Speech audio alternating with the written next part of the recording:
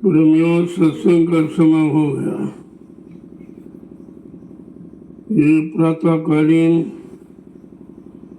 दयाल बाग में ये आध्यात्मिक सत्संग जो प्रेमियों को मिल रहा है, इसकी बहुत बड़ी जरूरत आवश्यकता है। अगर सत्संग नहीं मिलेगा तो भटक जाओगे। सत्संग ही आपको रोके, क्योंकि संत महापुरुषों के परमार्थी वचनों में बहुत आकर्षण है। वो जीव को आकर्षित करते हैं और सच्चे मानव कर्म, मानव धर्म की बात बताते हैं कि हमें आपको कैसे रहना है। संसार में रहना, लेकिन संसार से अलग। संसार काल माया का है और आपको उससे बच के रहना है और इसी में अपना काम बना के अपने घर चल पड़ना है। अब किसी के अधिकार में, किसी की हुकूमत में मनमानी तो नहीं हो सकती, लेकिन दयाल इतना पावर रखता है कि वो जीवों को काल के हवाले नहीं होते देता। कितनी भी काल कोशिश करे, लेकिन उसके हवाले नहीं होने देता है। यही उनकी महिमा है। वो दोबारा काल नगरी में आने ही नहीं देते। अगर जीव उनकी बात मान ले, उनके वचनों पर चल पड़े और अपना एक निशाना, एक आधार बना ले, तो फिर यहाँ उसका कोई कुछ नहीं कर सकता। अभी आपका मन स्थिर नहीं है, कभी इधर कभी उधर, कभी उधर, कभी संसार में भी कभी संसार। जब सत्संग सुनता तो काल ठीक है, लेकिन इसके बाद फिर उसी काल की बनाई व्यवस्था में चला जाता है, क्योंकि वो व्यवस्था सामने दिखाई देती और दयाल की व्यवस्था भी दिखाई नहीं देती। है तो ये सामने तुम्हारे, लेकिन दिखा क्योंकि आप दिखाने का प्रयास नहीं करते। जब प्रयास नहीं करते तभी भटकते हो, तभी तुम्हारा मन भटकता है। और ये सारा खेल या मन का, मन के हारे हार, मन के जीते जीत। मन अगर हार गया तो फिर आप कुछ नहीं कर सकते। तो इसलिए मन को जीतना, मन को कंट्रोल, नियंत्रण में रखना, मन को गुरु के वचनों में, गुरु की चर्चा में लगाए रहना, उनके द्वारा दी गई नाम की युक्ति, उसकी कमाई में लगाए रहना। जब इस तरह आपकी समझ में आ जाएगा कि मन हमारा कहाँ जा रहा और कहाँ कहाँ ये भटक रहा, किन किन चीज़ों को पकड़े बैठा, जो उसकी भूल भरम है, क्योंकि जो भी तुमने पकड़ा वो तुम्हारा नहीं है। एक दिन वो सब छूट जाएगा, तब बाद में आपको अफसोस होता है कि समय निकल गया। तो काल की व्यवस्था में रहकर भी काल से अलग होना है। यही बुद्धिमानी, यही चतुराई है। और संत महापुरुष यही आपको सिखाते कि रहो यहाँ, लेकिन हंसने की बात मत करो, अपना काम निकालो और अलग बैठो। इतनी होशियारी साधक को होनी चाहिए कि उसकी व्यवस्था में रहकर भी हम उसकी व्यवस्था में फंसेंगे नहीं। और उसने ये फंसा के रखा कितने युगों से। ये आज की फंसाव पकड़ नहीं है, बहुत पुरानी। कितने सतयुग, त्रेता, द्वापर, कलयुग निकल गए, फंसे फंसे अभी तक नहीं निकल पाए। और जब निकालने वाला आया तो उसकी बात जल्दी समझ में नहीं आती। वो तो 24 घंटे तुमको निकालने के ही चक्कर में लगे, किसी तरह निकल आओ, निकल आओ, निकल आओ। बहुत तुमने उसका ख्याल किया, ध्यान किया, बहुत उसकी हुकूमत को माना और मान करके मतलब फंसे पड़े हो। निकलने का अवसर आपको नहीं मिला। इसलिए जब उनके परमार्थी वचन, ये आध्यात्मिक चर्चा संत महापुरुष को जब सुनोगे तो धीरे धीरे धीरे धीरे तुम्हारे मन में बैराग पैदा हो कि हमें अब करना क्या चाहिए। अभी तक आपने निर्णय नहीं लिया कि हमें क्या करना चाहिए, जो मन करा रहा वही कर रहे हो, जहाँ मतलब चला जा रहा हूँ वहीं चले जा रहे हो। तो अभी तो मन की ही हुकूमत चल रही तुम्हारे ऊपर। तो जब संत महापुरुष कलयुग में आए तो उन्होंने इशारा करके बताया कि अभी तक आप काल की व्यवस्था में फंसे पड़े, अब जरा दयाल के वचनों को सुने, जिनमें दया है, जिनमें रहम है, जिसमें प्रेम है, जिसमें आसक्ति खिंचाव सब है। लेकिन जैसे जैसे वचनों को आप सुनते रहोगे, अपने ऊपर लागू करते रहोगे, वो दया तुम्हारे पास आ जाए। दया तो सब पर हो रही, बिना दया के इधर कोई आ ही नहीं सकता था। काल ने इतनी पाबंदी लगा रखी है, इतनी मतलब यानी उसने चक्कर बना रखा है कि किसी को निकलने नहीं देता। और जब आपको निकाल के इधर ले आया गया, ये कम छोटी बड़ी बात है। जो लोग निकल ही नहीं पाए और तुम निकल कर इधर आ गए हो। अब धीरे धीरे इधर आए हो तो इधर की बात किया, जब भी बैठो चर्चा इधर की करो, चर्चा अपने सुधरने की, अपने बनने की, अपने घर जाने की करो, तो ठीक हो जाएगा। अगर यहीं फंसे रहे, यहीं की चर्चा, यहीं की मांग डिमांड करते रहे तो कभी नहीं निकल पाओगे। इसको करके तो आपने देख लिया कितना समय गुजर गया करते करते, क्या मिला आपको? कुछ नहीं, समय चला गया, क्योंकि आपने मिलने वाली बात समझी नहीं, मिलने वाले सिद्धांतों को आपने अपनाया नहीं। अब वो कमी तुम्हारी है। महापुरुष तो आपको सब तरफ से संभाल किए हुए हैं, लेकिन तुम संभल कर कैसे रहोगे, इतना तो आपको करना ही पड़ेगा। क्योंकि अगर सब वो कर दे फिर तुम क्या करोगे? फिर तुम आलसी हो जाओगे और ज्यादा। इसलिए कराया तुम्हें से जाएगा एक निमिष मात्र बनाकर। कहते भाई निमिष मात्र तुम खड़े हो जाओ, काम हो जाएगा तुम्हारा। अब निमिष मात्र भी आपको नहीं खड़ा होना चाहिए, सब वही करें, सब वही करें, सब, फिर तुम क्या करोगे? तुमने कुछ सोचा है? अरे भाई कर्म प्रधान है तो कर्म तो कराया जाएगा। अब ये उसमें सरलता कर दी जाएगी, सुगमता, आसान हो जाएगा तो आप कर सकते हो। लेकिन माध्यम तो तुम ही हो, तुम्ही के तुम्हारे द्वारा ही वो सब करा देंगे। आप देखते जाइए धीरे धीरे, कहीं सेवा है, कहीं भजन है, कहीं सत्संग है, कहीं और कोई बात अच्छी आ गई बताने की, तो ये सब काम तो तुम्ही से कराया जा रहा है। लेकिन उसमें दया शामिल है। उस दया से आपको करेंगे, लेकिन अहंकार नहीं है। अहंकार नहीं आएगा, आसक्ति नहीं आएगी, फसाव नहीं रहेगा। अब जैसे यहाँ आप सेवा करते हो, आपका कोई फसाव नहीं, कोई आसक्ति नहीं हो, करते तुम ही हो, कराया तुम से जा रहा, लेकिन फिर भी नहीं। और घर गृहस्थी परिवार में करते हो तो फंस जाते हो, वहाँ मोह ममता घेर लेती, या आपको कोई मोह ममता नहीं। तो देखो कितना बड़ा काम होगा कि मोह ममता भी नहीं, यानी फंसने भी नहीं दिया जा रहा और आपसे कराया भी जा रहा, और करके क्योंकि जो जो आपने पहले किया उसका भुगतान हो जाता। ऐसे संत महापुरुष अप्रत्यक्ष दया करके, जो दिखाई आपको नहीं देती है, लेकिन 24 घंटे उनकी दया के घेरे में आप रहते हो। जरा सा अलग हो जाओ तो फौरन काल घसीट लेगा, वो तो इंतजारी में बैठा ही, कब तुम दयाल के घेरे से अलग हो, मैं फट तुमको अपने में मिला लूँ। क्योंकि उसको चिंता है, अपने राज चलाने की चिंता तो सबको होती, अपने काम की चिंता सबको होती, तो काल को तो बहुत चिंता।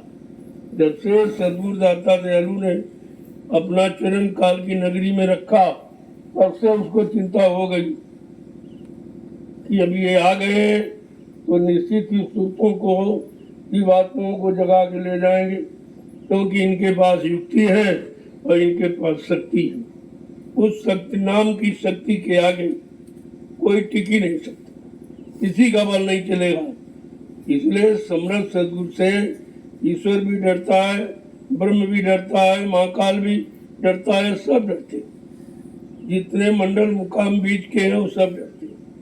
इसीलिए वो सदगुरु का जीव जब जाग जाता है और काल माया के देश से निकलकर अपने घर की तरफ चलता है तो सब आरती करते हैं, चाहे ब्रह्मा हो, चाहे विष्णु हो, चाहे शिव हो, रामकृष्ण हो या अन्य कोई बीच के लोग का मंडलाधीश से सब उसकी आरती करते हैं, ये समझकर कि आज सतगुरु का जीव अपने घर जा रहा। वो कहते हमको तो मौका नहीं मिला, हमें कोई ऐसा मिला नहीं दया करने वाला, हम अपने अपने देश में पड़े। जैसे यहाँ लोग फंसे पड़े ऐसे वो अपने देश में सब फंसे, चाहे ब्रह्मा हो, चाहे विष्णु हो, चाहे शिव हो, चाहे रामकृष्ण, ये सब अपने देश में फंसे, क्योंकि ये सब हुकूमत चाहते हैं। अब देश से उनको लगाव हो गया कि हमारा देश है, हमारा मंडल है, बस इसी मोह में फंस गए। तो जो खुद ही फंसा हुआ आपको क्या निकालेगा?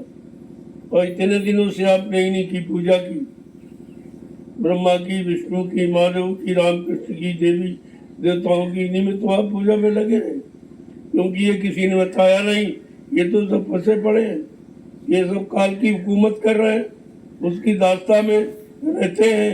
इनसे मिलने से तुम्हारा काम नहीं होगा। तुम्हारा काम का मतलब तुम्हारी जीवात्मा का उद्धार। जब इनका किसी का हुआ ही नहीं तो तुम्हारा कैसे करते? संत महापुरुषों ने ऐसा भेद, ऐसा रास्ता दिया कि तुम सबसे श्रेष्ठ हो, क्योंकि जो चीज तुमको मिली वो इनको किसी को नहीं मिली। इनको रात पाट तो मिला, अपने अपने मंडल मुकाम में राज तो करते हैं, ये सब कुछ है, लेकिन जीवात्मा जगने की युक्ति इनको नहीं मिली। जो तुमको मिली वो इनको नहीं। इसीलिए कहा कलयुग का जीव बड़ा भाग्यशाली, नहीं भी कुछ कर रहा लेकिन मालिक तो मिला। जब मालिक मिला, घर का रास्ता मिला, तो आज निकलते हो जाए। जब चलना बंद नहीं करोगे एक दिन में तो मंजिल तय नहीं हो जाए, क्योंकि यहाँ से इस मृत्यु लोक से सतलोक की दूरी बहुत है, उसको इतनी जल्दी आसान नहीं है। लेकिन अगर नाम को तुमने पकड़ लिया और नाम जहाज पर बैठ गए तो बहुत जल्दी पहुंचोगे। इसीलिए नाम बेड़ा लगाया, ये क्या जरूरत थी? सबने जो पूजा पाठ सिखाया ऐसे महापुरुष भी सिखा देते, लेकिन नहीं, उससे जीव जाता नहीं। अच्छे कर्म करके अच्छा लाभ प्राप्त करता है, यहाँ सुख शांति प्राप्त करता है, भोग मिल जाते, राजपाट धन दौलत सब मिल जाता है, लेकिन मालिक नहीं मिलता। मालिक मिलने का रास्ता इनके किसी के पास नहीं, न ब्रह्मा का, न विष्णु, न सत्य, वही नहीं। अब बेचारे जीव जानते ही नहीं है, और जब उनको जलाया जा रहा तो इतनी पुरानी पकड़ उनकी है कि उसको छोड़ ही नहीं पा रहे। यद्यप वो मिलते भी नहीं, ना कभी मिले। जिनको पकड़ा, जिनकी पूजा कर रहे हैं, वो कभी मिले नहीं, दिखाई भी नहीं दिए कि है कि नहीं भी है और कैसे। फिर भी पकड़े जकड़े पड़े, उसी में जकड़े हैं, जड़ता की ममता में। अब धीरे धीरे धीरे धीरे इनको जड़ता का ज्ञान कराया जाए और जड़ता से क्या मिलता है ये भी बताया जाए, तब जड़ता से इनको विरक्ति होती, तब उसे छोड़ पाते।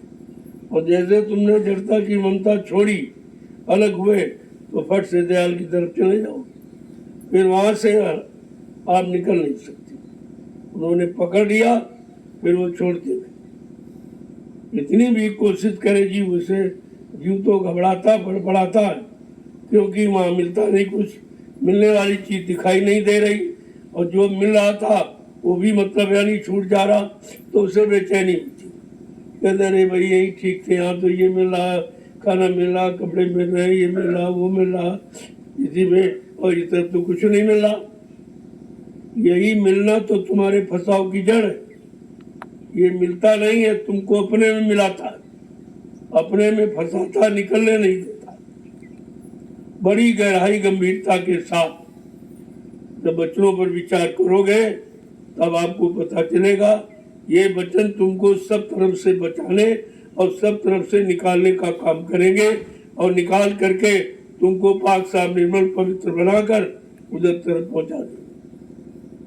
अब इस काम में देर है, वो देर हमारे आपकी तरफ से कि हम आप अभी समझ नहीं पाए, अभी हम पहचान नहीं पाए, अभी हम मान्यता नहीं दे पाए कि नहीं नहीं यही हमारा काम है, इसके अलावा हमारा दूसरा कोई काम नहीं। और अभी तक जो काम करते रहे उन्होंने साथ दिया नहीं। तो धीरे धीरे बात समझ में आ जाती, अगर लगा रहेगा तो एक न एक दिन पहुंच जाएगा। लगाव आपका कम नहीं होना चाहिए। बात कोई माला पकड़ने की, कान बंद करने की नहीं है, वो तो मन को मोड़ने की क्रिया है। कि कैसे मोड़ोगे? तो कहा तुमने जो कान से सुना तुम्हारा मन उसी को पकड़े बैठा है, इसलिए अब कान बंद कर दो। तुमने आंखों से देखा अच्छा बुरा, उसी को तुम्हारा मन पकड़े बैठा, इसलिए साधना में आंख कान सब बंद करा दिया। इनको बंद करो। बंद करने का मतलब कि जो कुछ अभी तक सुना अब वो नहीं सुनेगी, जो कुछ देखा अब वो नहीं देखेगी, क्योंकि सुनना देखना यही फसाव का कारण है और यही दोनों द्वार हैं जिससे तुम्हारा मन फंसा।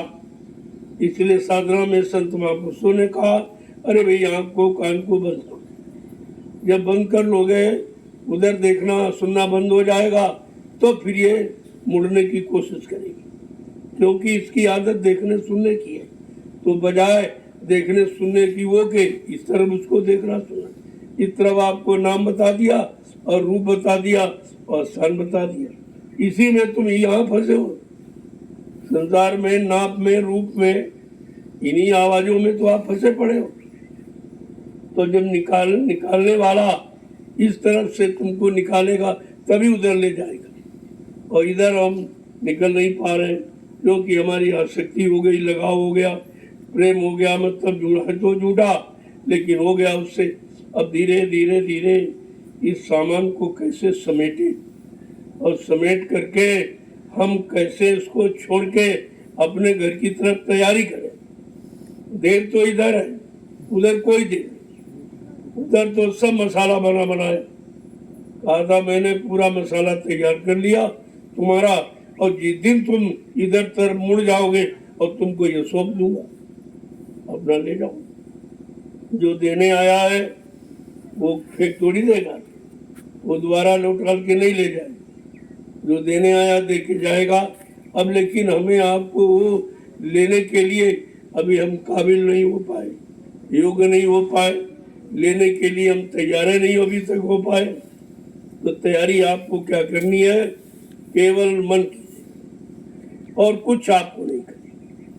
और युगों में साधना तन की थी, इंद्रियों की थी, लेकिन आज कलयुग में साधना मन की, मन को रोकने की, रोक कर मोड़ने की, और मोड़ कर जीवात्मा के साथ जोड़ने की। फिर तो जीवात्मा घसीट के ले जाएगा, उसमें पावर है, लेकिन मन अभी नीचे चला गया। वो यहाँ बैठी है और मन नीचे लगा चला गया इंद्रिय घाटों में, अब वो भोगों में मस्त है। वहाँ भोगों का गंदा क्षणिक रस ले रहा। अब उसे मालूम नहीं है कि विषय आनंद यानी विष है, ये विष का आनंद अमृत का नहीं है। और तुझे महापुरुषों अमृत पिलाने आए। जीवात्मा तेजर अमर है, उसे तो कोई मार नहीं सकता है, लेकिन अब उसने मन को साथी बना लिया, ये संग दोष लग गया। जब जीवात्मा को संग दोष लग गया, जो अजर अमर अविनाशी, उसमें संग दोष लग गया मन का, तो फिर तुम कैसे समझो?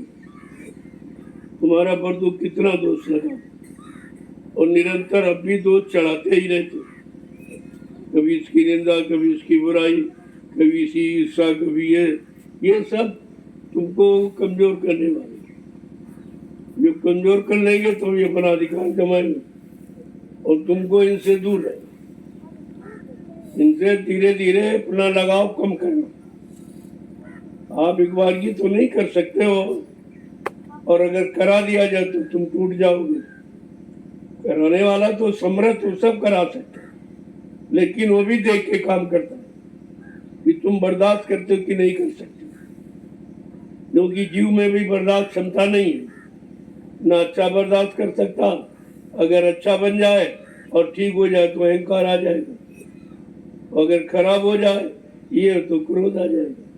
तो बात तो ये है, तुम्हें छुटकारा दिलाने के लिए कराया गया, तुम उधर फंस जाते हो, छुटकारे की बात समझते नहीं हो।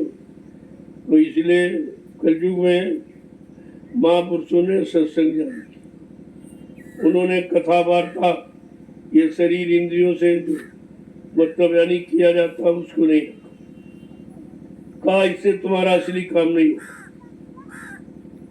कहते कीर्तन, जो तन माने शरीर से जो कीर्ति और यश उन्होंने कमाया, उसी का गुणानुवाद आज लोग गा रहे। अब किसी का गुणानुवाद करने से तुम्हें क्या मिलेगा? तुम्हारा काम उससे कौन बनेगा? तुमने कभी अपने गुणानुवाद के बारे में सोचा है? तुमने कभी अपने यश के बारे में सोचा है? तुमने कभी अपने बनने के बारे में सोचा है? और जिनकी बन गई उनका कहते कि सूर की बन गई, कबीरों की बन गई। अरे उनकी तो बन गई, तुम्हारी कब बनेगी? तुमको ये सुनकर, समझकर, पढ़कर ये तब ज्ञान लेना चाहिए कि सबकी बनी लेकिन हमारी कैसे बनी। अपने बनने की बात सोचो और तुम उन बनने वाले की तारीफ करते रहते। इनका हो गया, उनका हो गया, इनका बन गया, उनका बन गया, ये पहुंच गए, वो चले गए। अरे ये तो सब हो गया, लेकिन तुम्हारा उससे क्या फायदा? अगर उससे तुम्हारे अंदर ये जिज्ञासा पैदा हो कि हमको अपनी बनानी चाहिए, हमको भी अपनी बनानी चाहिए, हमारा बनेगा तब लाभ होगा। तो यहाँ तुमको बनाने की बात हो रही और अन्य जगह जाओगे जो बन गए उनकी चर्चा होती, उनका कीर्तन हो रहा, उनकी गाथा गाई जा रही, तो लेकिन उससे तुम्हारा क्या हो? अगर उनकी बन भी गई तो तुम्हारी थोड़ी सुन के बन जाएगी। क्या बने वालों की सुनकर पढ़कर क्या तुम्हारी बन जाएगी? तुम्हारी बनेगी स्वयं करने की। वो कर्म कौन सा जिससे हमारी 6 कर्म तो आप जानते हो, रोज ही करते हो शरीर के, आहार, निद्रा, भय, मैथुनस, खाना पीना सोना और कमाना, मलमूत्र त्याग करना, आल औलाद बच्चे पैदा करना, ये 6 कर्म तो तुम सभी करते हो शरीर। ये शरीर के कर्म है, आत्मिक कर्म आपने शुरू नहीं किया। और यहाँ आत्मिक कर्म की चर्चा हो रही, संसार खटकर्म की चर्चा करता है और संत महापुरुष अध्यात्म जो मतलब यानी उसकी चर्चा करते हैं। तो कितना अंतर है। पहले ये समझो कि हमारा असली कर्म क्या जो हम कर रहे हैं, इसमें कोई असलियत, कोई सच्चाई, कोई तुम्हारे लिए है? ये दो जड़ शरीर की क्रियाएं हैं, इनको बंद करो तब भी कुछ नहीं और शुरू करो तब भी कुछ, इससे कोई लाभ नहीं होगा। ये शारीरिक क्रिया जो नित्य करते हो इसमें कोई दोष पाप भी नहीं, ये तो शरीर की क्रिया, इसमें ना कोई गंदगी है। और वैसे गंदगी है तो गंदगी तो पूरा शरीर गंदगी भरा पड़ा, इसमें गंदगी ही गंदगी, जितने दरवाजे सब गंदगी को निकाले। आँख है, कान है, नाक है, मुंह है, नीचे गुदा और इंद्रिय है, ये सब गंदगी को बाहर करने वाले। और इन्हीं गंदगी से आपका लगाव है। ये भी नहीं समझ पाए कि हमको गंदगी पकड़नी है कि शुद्धता पकड़नी है, अभी तक जीव नहीं समझ पाया। तो अपने अभी आपने समझा ही क्या? अभी आपने सुना है लेकिन माना कितना, पालन कितना किया, अपने जीवन में कितना आपने उतारा, ये तो कुछ किया ही नहीं आप। यही तुम्हारी असफलता का कारण, जो असफल हो उसका कारण यही है कि आप अभी किसी चीज को करते ही नहीं। अगर करना शुरू कर दो तो धीरे धीरे धीरे धीरे हो पाए, जल्दी से आप तो कर ही नहीं सकते हो।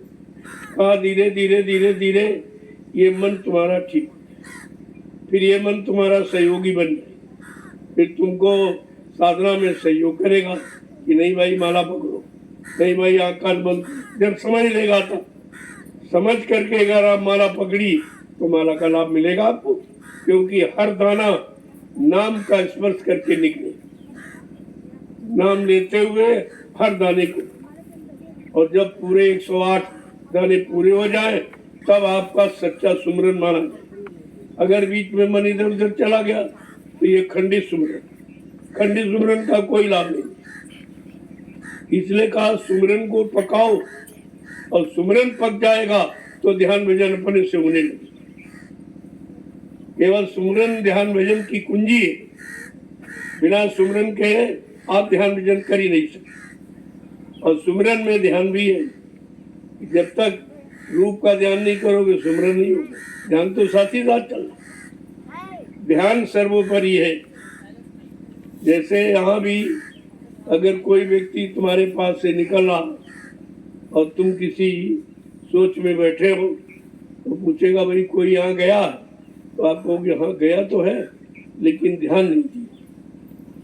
कहा गया है, देखा लेकिन ध्यान नहीं, देखा है लेकिन ध्यान नहीं दिया, सुना है लेकिन ध्यान नहीं। तो सब में ध्यान ही तो सर्वोपरि।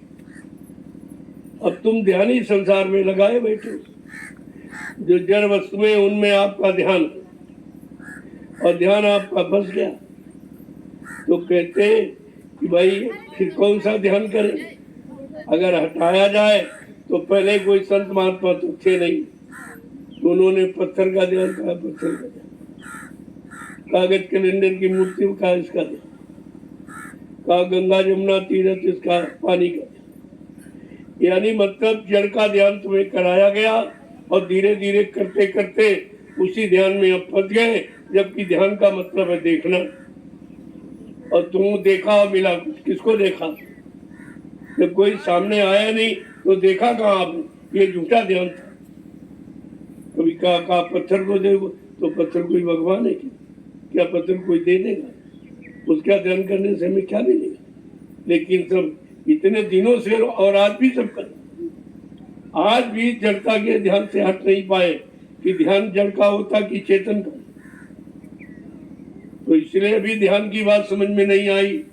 सुमरन की यानी किसको याद करे? कहा कि रूप को याद करो, और मतलब यानी तो ये सुमरन माना जाएगा। नाम रूप को याद करो कि सुमरन। तो वहाँ नाम भी नहीं, रूप भी नहीं, देखा भी नहीं, केवल पत्थर की मूर्ति खड़ी कर दी, कागज कैलेंडर में मूर्ति बना दी, कहा इसका ध्यान करो, और इसी जड़ में लग गए और समझा कुछ। सारा ज्ञान, सारी पढ़ाई खत्म। तुम जड़ चेतन को नहीं समझ पाए तो पढ़ने का मतलब क्या? तुम्हारे पास कोई ज्ञान ही नहीं है, सब झूठा ज्ञान। सब पढ़ाई लिखाई काली अक्षरों को समेटे बैठे हो और इनसे कुछ होना नहीं। ये क्षर, अक्षर और निश्चर, ये तीनों से परे है दिव्य ज्ञान, आत्मज्ञान। इसी को ये इनसे परे, इसमें आपको कुछ नहीं करना, कोई सामान की जरूरत नहीं। कोई पूजा पाठ तो सामान वाली तो है नहीं कि फूल लाओ, अगरबत्ती लाओ, ये लाओ, वो लाओ, इसमें कुछ नहीं ले आना। सब मसाला, सब साधन तुम्हारे पास पहले से मौजूद। मंदिर, ये मनुष्य मंदिर बना बनाया पहले से मौजूद। सच्ची मूर्ति जीवात्मा चेतन उसमें बैठी हुई, मूर्ति भी सच्ची है और मंदिर भी सच्चा। और जब मूर्ति सच्ची है तो आपको सब कुछ दे देगी। उसी मूर्ति का तो खेल है। जैसे अगर मंदिर में मूर्ति ना हो तो कोई नहीं जाए, चाहे करोड़ों रुपए का मंदिर बना दे, अगर मूर्ति नहीं तो कोई नहीं जाए। तो मंदिर की महिमा कहाँ? महिमा तो मूर्ति की। इसी तरह ये मनुष्य शरीर, इसकी महिमा नहीं है, इसमें जो चेतन मूर्ति जीवात्मा बैठी परमात्मा, महत्व इसलिए इसका महत्व है और इसलिए ये काम कर सकता है। वैसे जितने शरीर बनाए, यानी मतलब 83,09,99 जो एनिया बनाई है उनमें सबसे श्रेष्ठ मानव ये मिलाकर 84 माना जाता है। एक है ये सर्वश्रेष्ठ 83,09,99 ये योनिया भजन नहीं करते, ये आत्मा का कल्याण नहीं करते। खाएंगे, पिएंगे, रहेंगे, बाल बच्चे पैदा करेंगे, सब करेंगे, लेकिन वो जीवात्मा परमात्मा से नहीं मिल सकती, ये उसको अधिकार नहीं। कहा ऐसा क्यों है? कहा उसमें पांचों तत्व नहीं मौजूद, कोई 2 तत्व, कोई 3 तत्व, कोई 4 तत्व, कोई 1 तत्व का। लेकिन मानव शरीर आपका पांचों तत्वों से परिपूर्ण, इसने इसको पंचभौतिक शरीर कहा। क्षितिजल पावक गगन समीरा और पंच तत्व या रचित शरीर, जल पृथ्वी अग्नि वायु आकाश, इन 5 मसालों को मिलाकर और विचित्र कारीगरी से ये परमात्मा ने स्वतः अपने से ये रचना की। इस शरीर को परमात्मा ने बनाया, किसके लिए? अपनी जीवात्मा को रहने के लिए। अपनी जीवात्मा के रहने का मकान उसने बनाया, और तुम मकान को गंदा करते हो, यही सजा है। अगर ये समझ जाओ कि मानव तन मिल गया, अगर इसको गंदा न करे किसी तरफ से, मन बुद्धि चित्त से भी गंदा न करे, कर्मों से भी गंदा न करे, तो ये तो प्रभु प्राप्ति के लिए मिला। लेकिन अब तुम गंदगी भरते रहते, गंदगी भरते भरते आपने इसको गंदा कर दिया। जब गंदा कर दिया, उसी की सजा मिलती। क्या कैसे कैसे गंदा किया, किन किन कर्मों से गंदा किया, तो इसीलिए उसी कर्मानुसार उन्हीं योनियों में, शरीरों में आपको भेज दिया कि जाओ भाई, तुमने ये कर्म किया है और इस कर्म का भोग इस शरीर में। तब उसने ये बनाए, इसने तुम्हारे कर्मों को की सजा परिणाम देने के लिए ये 83,99,999 योनियां बनाई। देखो कितना बड़ा खेल है। इस खेल को आप कैसे समझ सकते हैं? एक दिन में कैसे समझ लोगे? 83,999 योनियों में आप गए हो, तमाम तरह के कर्म करके आए हो, तो कितना ढेर होगा। और वो ढेर को तुम चाहते हो कि एक ही बार में खत्म हो जाए, तो कैसे? हाँ, संत महापुरुषों ने कहा खत्म हो सकता है। जैसे उदाहरण के लिए तुम कितना भारी फूस का ढेर जमा करो, तो एक चिंगारी डाल दो और हवा का सहयोग मिल जाए, तो ये सब स्वाह हो जाए, सब जल के राख हो जाए, कितना बात। ऐसे ये कर्मों का ढेर जो हमने आपने जमा किया, ये और किसी ने नहीं, खुद करके हमने आपने जमा किया। अब उस ढेर में ये चिंगारी कौन डालेगा?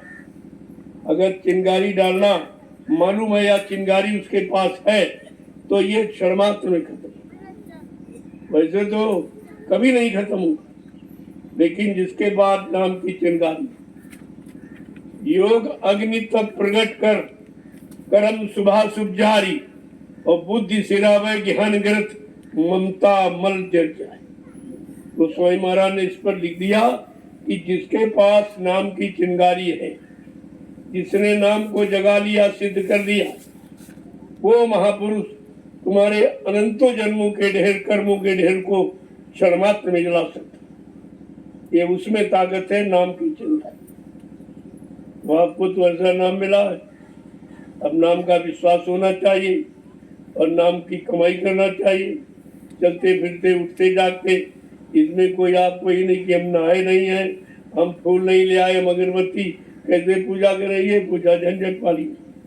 इसमें ना कुछ ले आना है, ना कुछ खर्च करना है, तुम्हारे पास सब कुछ मौजूद है, उसी को पाक साफ निर्मल पवित्र रखना। ले आना नहीं है, जो मिला उसको शुद्ध पाक साफ पवित्र रखो, आपका काम हो जाए। ये तो बहुत ही सरल है। अब जब तुम्हें मालूम नहीं है, जब काम करने वाला मिल गया, तो तुम्हें कहाँ करना? तुमने कभी किया जो कर लोगे? करने वाला खुद करेगा। अगर निमिष मात्र तुमको खड़ा न करे, तो तुम और बिगड़ जाओगे। वैसे भी खराब हो, अशुद्ध हो, गंदे हो, लेकिन अगर कुछ न कराया जाए तो और तुम गंदगी ला दो। इसलिए तुमको परमार्थी सेवा में लगाया जाता। एक यही ऐसी सेवा है जिसके द्वारा पाप कर्मों को मिटाया जा सकता है, और कोई सेवा नहीं। तुमने लाखों रुपए दान दे दिए, लाखों रुपए, लेकिन कोई लाभ नहीं, क्योंकि जहाँ जो दान दिया है, पहली बात ये देने वाला धन शुद्ध है कि नहीं, इधर उधर की, नंबर 2 की कमाई की झूठ बोलकर कहते दान कर दे, तो उसका कोई लाभ नहीं, उसका कोई लाभ नहीं। जो खा लेगा वो भी हिस्सेदार बन जाए। इसलिए महापुरुषों ने ये दान प्रक्रिया को बंद कर दिया। कहा तुम जब जानते नहीं हो तो किसको दे रहे? तुम्हारा देना वहां कराया जाएगा जहां से तुम्हारा लेन देन अदा होगा, ये उनको मालूम है। वो तो तुम्हारे सब पिछले जन्मों को जानते, कहाँ कहाँ किससे लिया, खा लिया, कर दिया, दिया नहीं, अदा नहीं किया, उन्हें सब मालूम है। तभी तो आपकी अदायगी कराई जा रही। कार्यक्रमों में कितने प्रांतों के लोग आ जाते हैं, ये सब वही आते हैं जिनको बुलाया जाता है, जिनसे आपका लेन देन कराना है वही आते, दूसरे नहीं आएंगे। तो एक ही जगह एक स्थान पर 2 ही 4 दिन में अगर कितने जन्मों का कर्म कर्जा अदा हो जाए, क्या इससे सत्ता और कोई है? और ये काम कोई नहीं करता, ये किसी के बस की बात नहीं है और न किसी ने किया। किसी जीव के साथ ये दया किसी ने नहीं की, कर्म अदा की। और जब तक ये दया नहीं होगी और कर्म अदा नहीं होंगे और पाक साफ निर्मल नहीं होगी, तब तक जीवात्मा कोई जा ही नहीं सकता। वो बैठा हुआ है गेट पर धर्मराज, वो तुरंत जारा लेगा, तुरंत पूछेगा, अरे भाई मृत्युलोक मंडल में रहे हो, इतने दिन रहे, इतनी योनियों में, तुमने तो बहुत बुरे और अच्छे जो भी कर्म किए, तो उसकी तुम्हारी कर्मों की बही बनी पड़ी रखी, वो पढ़ के सुनाएगा, तुमने इस तारीख में ये किया, इस तारीख में ये किया, इस तारीख में। वहाँ आप झूठ नहीं बोल सकते, उसके आगे आप झूठ नहीं बोल सकते। वहाँ कोई घूस रिश्वत, कोई सिफारिश चलने वाली नहीं, ये सब आपको बताया जाता। इसलिए हुआ सो हुआ, उसे भूल जाओ और नए तरीके से अपनी जिंदगी प्रारंभ करो, जो महापुरुष बताते। तो अभी आपके पास मौका है, उनके लिए तो 1 सेकंड में कहा चुटकी बजाते काम कर दूंगा, लेकिन उस चुटकी बजाते में आप बच नहीं रहे, आप भी नहीं बच रहे हो, क्योंकि आपका कोई गुरुदेव नगर कोई अलग थोड़ी बसा है, तुम भी तो उन्हीं के बीच में रहते हो। अगर कुछ कर दिया जाए तो तुम भी नहीं बचोगे, इसलिए तुम्हें बचाना है और उनको सिखाना है। ये दोनों काम करने इसलिए दे रहे, क्योंकि जो बचाने के लिए आया है उसके अंदर कोई मतलब भेदभाव नहीं, वो पापी आपी कुकर्मी नहीं देखता।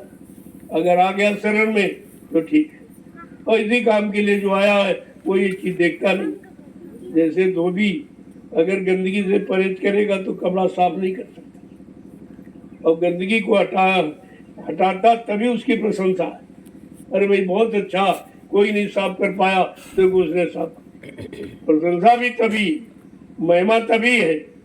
तो इसलिए जो ये काम करने आए हैं वो इस तरह का परहेज नहीं करते, न जात का, न पांच का, न मूत का, न नीच का, न पढ़े लिखे, न अनपढ़ का, न हिंदू का, न मुसलमान का, न स्त्री का, न पुरुष का। उनके दिमाग में कुछ, उनके दिमाग में सिर्फ एक चेतन जीवात्मा, और वो स्त्री है। जीवात्मा तो स्त्री लिंग है, वैसे तो सब स्त्रियां ही है, केवल पुरुष एक है, सत्पुरुष, बाकी सब। तो जब इस तरह का राज सुनने को मिलता है तब जानकारी होती है कि अरे तो किसी ने बताया ही नहीं। इतना स्पष्ट परिचय देते भाई सब स्त्री, जितनी जीवात्मा है सब स्त्रीलिंग, और मतलब केवल एक है पुरुष जो सत्पुरुष, वो तो एक ही, और बाकी सब उसी की जीवात्माएं। तो कहने का मतलब है जब वही आ गया काम करने के लिए, तो क्या कोई जीवात्मा का काम बचेगा? अरे तुम नहीं कर पा रहे हो तभी तो आए, तुम कर रहे थे, तुमको करने क्या जरूरत है? जो नहीं कर पा रहे, नहीं हो रहा, उन्हीं के लिए, उन्हीं का काम सब होगा। लेकिन राय लगे रहोगे तो इधर उधर हो गए तो भटक गया। अभी तो भटक तेजी से चालू है, कोई कहीं जा रहा, कोई कहीं जा रहा, कोई कहीं जा रहा। लोग कहते वो चला गया, वो चला गया। हमने कहाँ चला गया, कहाँ चला गया? अरे भाई यहाँ से हट के वहां चला गया, वहां भी गुरु नाम की चर्चा, यहाँ भी गुरु नाम की चर्चा, लेकिन अंतर इतना है, वो जड़ चर्चा करते हैं, यहाँ चेतन, वो कहते मर गए मुर्दा, और यहाँ जिंदगी की बात, बस जड़ चेतन का खेल है। अब वो गुरु को जड़ माने तो जड़ गुरु तो काम करेगा नहीं, जो पहले आए वो भी काम नहीं करेंगे नाम लेने से। तुम्हें तो वर्तमान का मौजूदा वो पानी पूरा सदगुरु चाहिए, पूरा शब्द कमाई में जो पूरा, उन चरणों की बन जा धुरा। जो सदगुरु की कमाई करके यानी पूरे हो गए, पूरी जानकारी उनके पास, पूरी शक्ति हासिल की, का उनके चरणों की धूल बन जा, तो तेरा काम हो जाए, तेरा काम इतने में हो जाए। अब ये हमें आपको सोचना भी पूरा कौन है, अधूरा कौन है, क्योंकि सब अपने आप को पूरे कहते, अधूरा कोई करते ही नहीं, सब अपने आप को अच्छा ही कहते हैं। तो लेकिन अच्छा कौन है तो समय बताएगा, जब काम करेगा वही तो माना जाएगा। इन जीवात्माओं का काम कौन करेगा, उनको भवसागर से पार कौन ले जाएगा, क्योंकि किसी के पास खुद का नाम जहाज नहीं। ये पक्की पहचान, ये जितने भी अपने नाम के आगे संत लिख रहे हैं, सदगुरु लिख रहे हैं, भगवान सरकार महाराज, किसी के पास नाम जहाज खुद का नहीं। और जिसके पास नाम जहाज है वो बैठा के ले जाएगा, क्योंकि उसने वादा किया, भल चाहो तो चेतो, आए लगी है नाव, और बहुर बहुर पछताओगे फिर ना सोताओ। स्पष्ट कह दिया, ये मौका दाव माने मौका, चांस, अवसर, ये फिर आपको नहीं मिलेगा। इस तरह का कोई हमदर्दी लेकर नाम जहाज लेके नहीं आएगा जो ऐलान करे इस पर सब बैठ जाओ।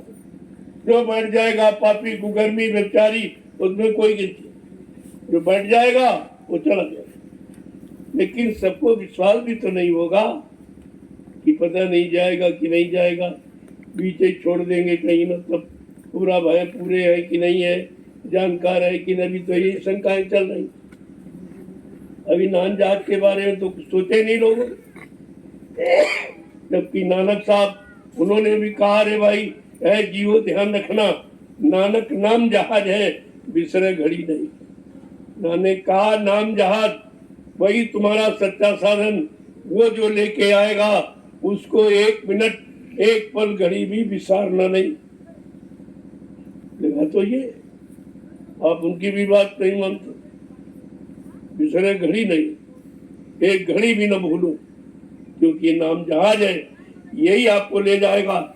और कोई इंसान पकड़ थोड़ी यहां से ले जाए, और नाम जहाज किसी के पास है, पूरे विश्व में किसी के पास नाम जहाज है। सब चर्चा करते हैं, लेकिन नाम जहाज तो ऐसे थोड़ी है, जो सिद्ध करेगा वो नाम जहाज होगा। जैसे मंत्रों की किताब खरीद के ले आओ, सारे मंत्र तुम रट डालो तो किसी मंत्र से काम नहीं करा सकते। रटे हुए मंत्र नहीं काम करेंगे, जिस मंत्र को तुम सिद्ध कर लो। सिद्ध का मतलब मंत्र के अनुसार तुम, और मंत्र तुम्हारे में प्रवेश कर जाए, उसी के अनुसार बन जाओ, वो मंत्र काम करता है। तो इसीलिए जिसने नाम सिद्ध किया, नाम जगाया है, वो जीवों को ले जा सकता, बाकी किसी के बस की बात नहीं। कोई एक जीव भी नहीं, अरे वो स्वतः नहीं जा सकता, ले क्या जाएगा। तो यह सब जानकारी आपको सत्संग से दी जाती है, और ले लोगे तो काम बन जाएगा। तो हमें कुछ नहीं करना है, भंजना, यानी भंजना माने मिलना। जैसे रस्सी नहीं, 3 रस्सी बांध देते हो, मोटी बन जाती है ऐसी, तो तीन है, रस्सियां भी 3। इधर भी देखो, जड़ में भी 3 रस्सी बना दो, मोटी हो जाती। ऐसे चेतन में सुमरन ध्यान भजन 3 रस्सियां मिला दो तो बहुत मोटी शक्ति बन जाएगी। मोटी का मतलब शक्तिवान। तो आपको जो दिया गया वो सब मिलता जुलता, ताकि समझने में कोई कठिनाई ना हो। इधर तो ये तुम कर ही रहे हो इधर, और इधर से मिलता जुलता उधर बना दिया जाए तो इधर से उधर चल पड़ोगे। जाने में आपको परेशानी, दिक्कत, समझने में भी दिक्कत नहीं होगी। तो ये सब जानकारी आपको रखनी चाहिए। अब आपको केवल भजना माने अभ्यास, कहते नहीं हमको ये काम बन गया, यानी हमारे अभ्यास में आ गया। अभ्यास का नाम भजन, और अभ्यास क्या है? सुमरन ध्यान, 3, चौथा नहीं। कितनी सरल पूजा, कुछ नहीं करना, नाम लेना, रूप को याद करना। नाम कहीं से ले आना नहीं, रूप कहीं से ले आना नहीं, वो सब तुमको पहले से बता दिया गया कि पहले का ये नाम, ये रूप, ये आवाज, और दूसरे का ये नाम रूप आवाज और तीसरे का ये, चौथे और पांचों का ये। अब ध्यान तो तुमको सबका कराया जा रहा, लेकिन तुम किस ध्यान में तुम्हें बजना है, किस ध्यान में तुम्हें मिलना है, वो जानकारी नहीं। कहते ये सब ध्यान तो करोगे, इससे काम नहीं होगा। काम किससे होगा? गुरु का ध्यान कर प्यारे, बिना इसके नहीं छूटना। जो लेने आया है उसका ध्यान करो। ये तो बीच की मंजिलें हैं, रास्ते हैं, ये स्टेशनें हैं बीच की। उस सत्य लोग जैसे स्थान पर पहुंचने के लिए ये 4 मंजिलें हैं। इन मंजिलों से आपका कोई मतलब नहीं है, लेकिन अगर भूल जाओगे तो यही नहीं पता है अभी कितनी दूरी रहेगी। तो स्टेशनों से जानकारी उठती, एक स्टेशन निकल गई, अब दूसरी निकल गई, तीसरी, अब चौथी कल अब आ जाएगी। अब हमारी स्टेशनें वो भी थी, लेकिन अगर स्टेशन समझकर कोई वहां उतर गया तो कहाँ पहुंचेगा? अगर स्टेशन समझ के उतर गया तो फिर भटक जाए। तुम्हारी स्टेशन कौन, तुम्हें कहाँ पहुंचना, ये सब महापुरुषों ने आपको बता के पहले से रखा। इतना सहज कर दिया, इसमें पढ़ाई लिखाई का कोई काम, पढ़ाई लिखाई का विषय नहीं है, इसमें कोई पढ़ाई लिखाई नहीं।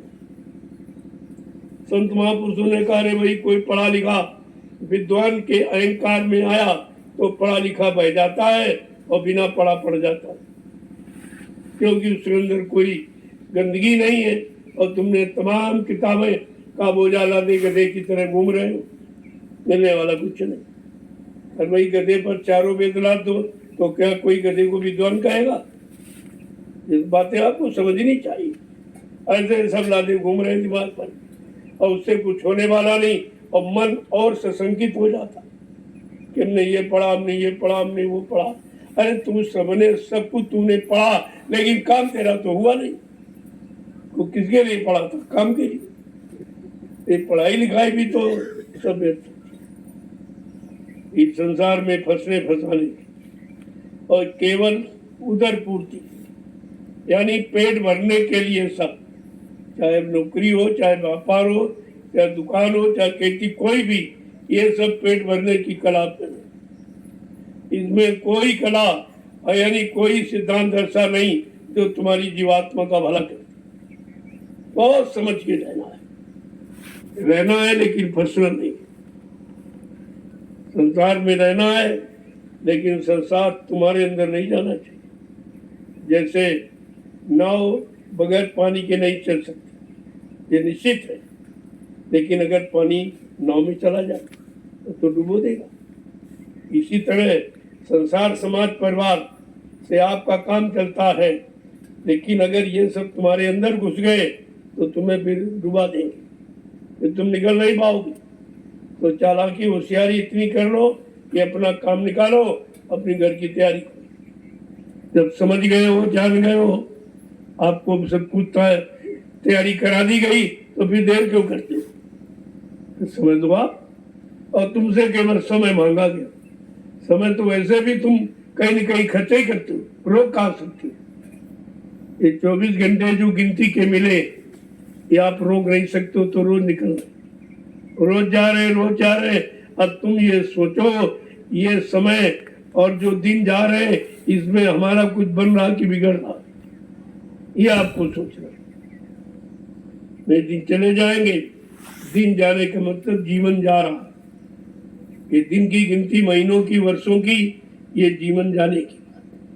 और जीवन चला गया फिर आपको मिलेगा नहीं, क्योंकि आप वो कर्म करते ही नहीं हो कि दोबारा मानव शरीर मिल जाए। मानव शरीर पाने वाले भी कर्म जीव नहीं कर रहा, तो घर जाने की बात तो छोड़ दीजिए, वो तो भी हो ही नहीं। सब पशुओं वाले कम, हम ही खा लें, हम ही पहन लें, और हमें मिल जाए, इनका मिल जाए, उनका मिल जाए, और सबका मिल जाए। ये क्या है? ये पशु जीवन है, और इसी में सब लगे हुए। तो तुम तो पशु योनि की तैयारी कर रहे। कहने का मतलब, जो जितने जीव है मनुष्य को छोड़कर 24 घंटे जब खाने के चक्कर में सकूंगे, सब खाने के चक्कर, उनके पास दूसरा कोई काम नहीं खाने के सिवा। तुम भी अगर खाने में जीवन बता दोगे तो तुम्हारे में उनमें अंतर क्या है? तुम भी वही काम कर रहे हो। इसलिए खाना खाना है तो किसी काम को करने के लिए, खाना खाना है तो किसी सेवा के द्वारा उस खाना के कर्म को अदा करना है। ये सब ध्यान में रखिए, आप धीरे धीरे जीवन बन जाएगा। बनना कोई कठिन नहीं, कठिन तो यह है कि तुम्हारा मन तैयार नहीं हो रहा। उस मन को तैयार करो, उसको मनाओ, उससे कहो अगर तुम अब की बात चूक गए तो फिर 84 जाओ। इसलिए चूको मत, जो जो किया है वो जान गए हो, उससे मिला कुछ नहीं तो बार बार उसी काम को क्यों करते हो भाई? जिससे कुछ नहीं मिला और उसी को बार बार करते हो, रोज करते हो, बंदे नहीं करना सीख पाते हो। यह सब जानकारी आपको बगैर सत्संग के नहीं होगा, और बगैर मौजूदा सदगुरु के वचनों, पुराने लिखे पढ़ मिल जाओ, उनसे भी काम नहीं होगा। तुमको तो समय का गुरु चाहिए और समय का ज्ञान चाहिए जो तुम कर सको। अगर बता दिया तपस्या करो, किसी के बस की नहीं। जाओ बैराग करो, उनके बस का नहीं। तो जो तुम्हारे बस का नहीं है उसको करोगे, उससे मिलेगा क्या? तो संत महापुरुषों ने खोल करके कह दिया है, कलजू केजू तुम्हें क्या करना, यही कलिकाल न साधन दूजा, मन क्रम वचन गुरु पर। इस कलयुग में कोई साधना, कोई पूजा पाठ नहीं काम आएगा। केवल मनसा वाचा कर्मणा गुरु को समझो, गुरु को जानो, उनके वचनों को पकड़ो, वो तुम्हारा काम करेंगे। इसलिए उन्होंने कहा कि मतलब कलयुग योग यज्ञ नहीं जाना, कितना साफ कर दिया कि कलयुग में योग जब तब हवन पूजा पाठ कुछ नहीं, इसका कोई लाभ नहीं मिलेगा। कलयुग योग यज्ञ नहीं, पूजा और नाम आधार हो, केवल नाम का आधार है, दूसरा कोई है नहीं। तो ये सब जानकारी, और अंत में कह दिया कि शायद तुम कहीं भूल भ्रम में हो तो कहा कलयुग केवल नाम।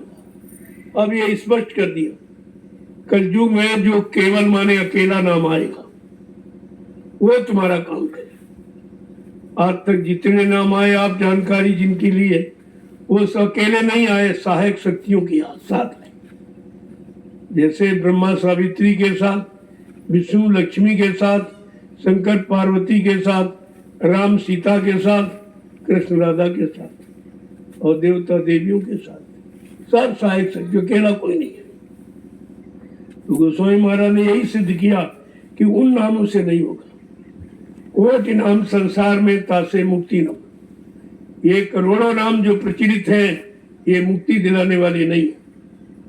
इनका काम मुक्ति दिलाना नहीं, इनका काम संसार में काम करना और संसार में फंसना और रहना, और झूठा मान सम्मान अधिकार यहाँ तुमको दे दिया जाए तो तुम फंस जाओगे। कितना साफ साफ वर्णन।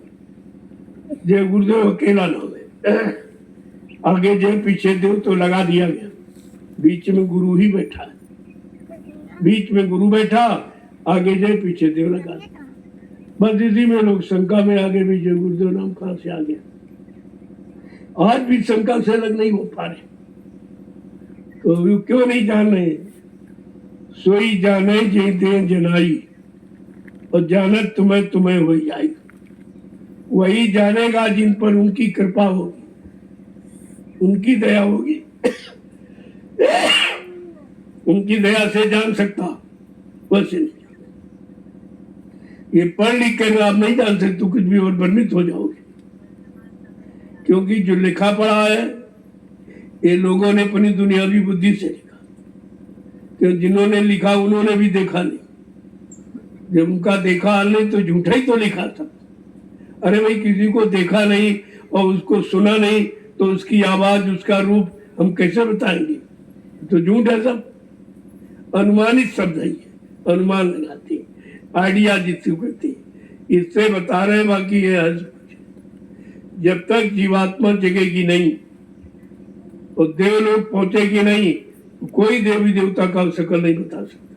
वहां जब देखेगी तब, जब अपनी आत्मा की दिव्य दृष्टि से जब वहां दर्शन करेगी, 33 करोड़ देवी देवता, 9 करोड़ दुर्गा, 10 करोड़ शंभु आज भी विराजमान है, वो कहीं चले नहीं गए। लेकिन उनसे मिलने की युक्ति देने वाला कोई संत महापुरुष चाहिए।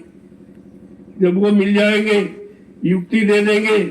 उस नाम की भक्ति ही युक्ति है और उसमें ये शक्ति वो मिला देगी। तब आप हर लोक में तुम्हारी जीवात्मा जाकर ब्रह्मा का दर्शन, विष्णु का, शंकर का और रामकृष्ण का दर्शन करें। वो होगा असली दीदार। अभी तो सब नकली, अनुमानित, एक आइडिया, एक विचार, कल्पना। ये तो कल्पना मात्र सत्य, ये उनके असली स्वरूप नहीं है। ये तो बना दिया भाई, देख लो देख लो देख लो। कि जब नकली ऐसे इतने अच्छे लगते तो असली कितना अच्छा होगा। उस असलियत को पाने के लिए ये नकल यहाँ बना दी गई। कोई पत्थर की, कोई कागज की, ये सब नकल है, असल नहीं में। असल तो जब मिलेगा जो संत महापुरुष जिन्होंने नाम की युक्ति जिनके पास, वो युक्ति जब मिल जाएगी, उस युक्ति से जीवात्मा जगेगी और सब लोगों का भ्रमण करके अपने घर पहुंचेगी। वो आपको सब कुछ बताएगी, सारे लोगों में जाएगी, सारे लोगों का दर्शन दीदार अनुभव करेगी, वो बताएगी आप। तो इसलिए संत महापुरुष इसीलिए आए कि चलो इनको सारे मंडलों की जानकारी दी, ताकि वहां जाने में कोई डर न लगे। भाई अचानक कोई चीज मिल जाए तो आपको डर लगेगा, तो डर न लगे, भयभीत आप न हो। तो वो तो सब पहले ही बता दिया गया। वो उनका ऐसा रूप है, उनका ऐसा लोक है, उनकी ऐसी आवाज है, उनका ऐसा स्वरूप है, ये सब बता दिया। जब वहां पहुंचोगे देखोगे तब कहा ठीक, ये गुरु जी ने बताया था। ऐसे आपको डर में खत्म हो जाए और धीरे धीरे धीरे आप लोगों का सैर करते और सबको देखते समझते आप निकल जाओगे। यहाँ तुम नकली प्रणाम करते हो, कोई पत्थर में झुका पड़ा, कोई कैलेंडर में झुका पड़ा, कोई पानी में, कोई तीरथ में, कोई मुहूर्त में, जबकि यहाँ कुछ नहीं। अरे झुको वहां जहाँ कुछ मिले, ये रोज आपको बताएगा। और बेचारे इनको पता ही नहीं, पत्थर में झुकते थे। पढ़े लिखे सब अनपढ़ वही खड़े की जगह। फिर पढ़ाई लिखाई का मतलब क्या? पढ़ाई लिखाई का मतलब जानकारी होती है। तो ये पढ़े लिखे, लिखे पढ़े नहीं, कोई लिखा पढ़ा मिल जाए वो सब बता देगा। जिसने पढ़ के करके कुछ लिखा वो सच्चा है, और जो सुन के किसी का पढ़ के लिखा वो झूठ है, वो झूठ है। इसीलिए तो ये सब पढ़ते मिला कुछ नहीं। इतने मंत्र उच्चारण किए जा रहे, कहीं कोई सिद्ध हुआ? किसी का काम सिद्ध हुआ? इतनी शादियां लोग कराते, मंत्रों का उच्चारण करते, और वो बारात चली और रास्ते में पति मर गया। क्या विचारता था, क्या देखा, क्या विचारा? ये सब इनको कुछ नहीं। ये सब झूठा संसार में, सब झूठी व्यवस्था है। ये झूठ से अलग होना है, तब कहीं सच्चाई की तरफ पहुंचोगे। इसलिए ये झूठ का संग नहीं, ये सत्य का संग। सत्संग का मतलब सत्य का संग।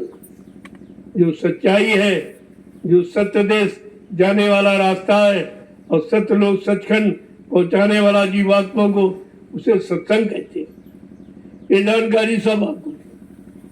अब जरा महापुरुषों के वचन सुन लो। जय गुरुदेव, जय गुरुदेव, जय गुरुदेव,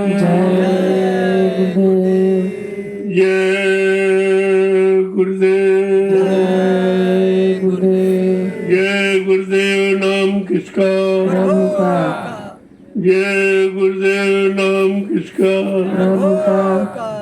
जय गुरुदेव। नाम किसका? प्रभु का प्यारा नाम। आज दयाल बाग में एक प्रातःकालीन लघु सत्संग, जिसमें प्रेमी शामिल है, तो उनको ये समझना चाहिए कि हमारा स्थानांतरण क्यों किया गया। वहां नियमित से यहाँ ज्ञानाश्रम और वहां से भी नहीं यहाँ रहती। जब तक आप नहीं कुछ करना सीखोगे ये स्थान बदलते ही रहेंगे, क्योंकि अगर आप जान जाओ तो फिर बार बार ये सब करने की क्या जरूरत है। अभी पता नहीं कहाँ कहाँ जाना पड़ेगा, क्योंकि जब तमाम योनियों में जाना है और उनको अगर हटाया जाए, वहां से आपको विरक्ति दिला दी जाए कि भाई नहीं अभी योनियों में नहीं जाना, तो यहाँ आपको स्थान बदलने पड़ेंगे। क्योंकि यहाँ जब स्थान बदलेगा तो सेवा मिलेगी आपको, क्योंकि बगैर सेवा तो कुछ तो आप कर नहीं सकते, भजन तुम्हारे बस का है नहीं, तो सेवा तो कर ही सकते हो। तो सेवा के लिए जगह बदलना जरूरी है। इसलिए अभी मत समझो कि यही सब कुछ है, ऐसा कुछ है। जहाँ की जो चीज है, जहाँ से जो चीज मिलेगी तो उस स्थान पर आपको जाना पड़ेगा। तुमको तो चीज से मतलब कहीं ले जाओ भाई, चलो हमको मिलना चाहिए, कहीं ले जाओ, जाने आने का विचार नहीं रखना चाहिए। और अपनी व्यवस्था एकदम टेम्परेरी रखो।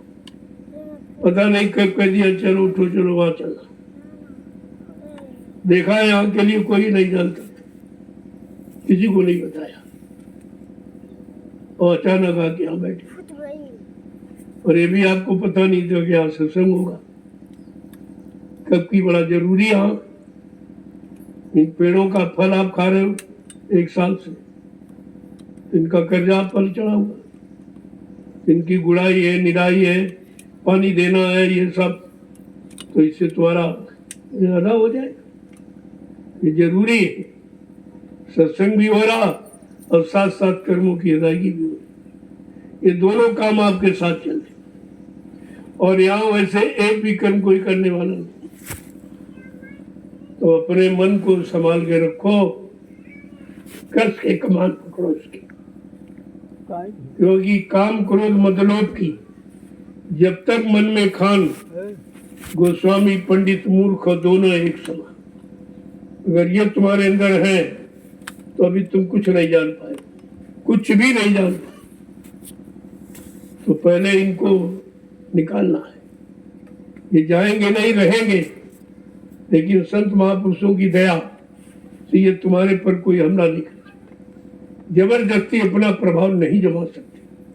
अगर नाम की में पूर्णतया आप जुड़ जाओ तो काम क्रोध लोभ मोह छोड़ भगे मैदान, ये भाग जाएंगे, दिखाई नहीं देते। तो इनको कंट्रोल नियंत्रण में करना ये सद्गुरु की दया पर निर्भर है और तुम्हारे कर्म पर निर्भर है। दोनों चीजें, तुम्हारा वैसा कर्म हो सद्गुरु के बताए अनुसार और वो तुम्हारे साथ हो जाए। जब उनके कर्म करोगे, उनके आदेश को मानोगे तो तुम्हारे साथ हो जाए, फिर तुम्हारा कहीं फंसाव नहीं होगा। अगर फंसाव कहीं है देख रहे हो तो ये समझो तुम्हारा कोई लेन देन है, वो पूरा कराएगा। मान लो अचानक जा रहे थे, एक्सीडेंट हो गया, ये आपका लेन देन, आपने किसी का किया, तो वो कर्म तो नहीं खत्म किया जा सकता, लेकिन जीवात्मा को बचाया जाता। और दुर्घटना कहीं होती तो प्रत्युनि में चले जाते। लेकिन सत्संग से जा रहे या आ रहे, या सत्संग में आते जाते सेवा करते सेवा देते, ये सब आपने किया है तो तुम्हारी जीवात्मा की संभाल हो जाएगी, संभाल ऐसे हो जाती। और भोग भी पूरा करा दिया, तुमने मारा था तो तुम्हारी भी इस वजह से शरीर की दुर्गति हो गई, तुमने किसी की थी तो शरीर का लेन देन पूरा हो गया, लेकिन जीवात्मा का संभाल इसलिए कर दिया गया कि तुम सत्संग में आते, तुमने यहाँ सेवा की है, सेवा दी है, तो कर्म कर्जा कुछ तो तुम्हारा ऐसे मिट गया, तो दया हो जाएगी। दया भी ऐसे होती है, दया से फालतू नहीं होती। दया माने गिस्मार्क, गिस्मार्क को दया के। तो तुम 5 विषय में फेल हो तो कौन गिस्मार्क देगा? कोई नहीं देगा। एक आध विषय में अगर फेल हो तो गिस्मार्क मिल जाए, यानी दया हो जाएगी। अब तुम 5 विषय काम में, क्रोध में, लोभ में, मोह में, अहंकार सब में फेल हो तो फिर गिस्मार्क, फिर आप दया से वंचित हो। अभी दया नहीं मैंने, संभाल की दया तो है, लेकिन जो जिससे काम होना वो नहीं। उसके लिए आपको जो बताया जाए वो करना पड़ेगा। उसमें मेन मत निकालो, ये नहीं ठीक वो नहीं, तुम क्या जानो ठीक है कि नहीं। उनको तो वो कर्मानुसार तुम्हें सेवा मिली, तुम्हारे कर्म उसी सेवा से निकल जाए। सेवा कोई छोटी बड़ी नहीं होती, लेकिन तुम जहां लगे हो उस सेवा को मातू नहीं जानते, उसकी कदर नहीं करते हो, तभी आप परेशान रहते। तो अपने मन से और किसी से मत कहो, अपने मन से। तुम्हारा झगड़ा मन का है, अगर ये ठीक हो जाए तो झगड़ा समाप्त हो जाए। कोई झगड़ा जन्म मरण का नहीं रहेगा। जन्म मरण का कारण यही मन बनाता, यही तरह तरह के कर्मों की प्रेरणा देता और आप उसकी बात मानते हो, तो फट से वही कर्म आप कर लेते हो। और मन के द्वारा कराया गया बताया गया कर्म भोग होता, तो उसका भोग करना पड़ेगा। अब आप अपने मन से कहो क्या कहना है कि मन तुम भजन नहीं यदि करी हो,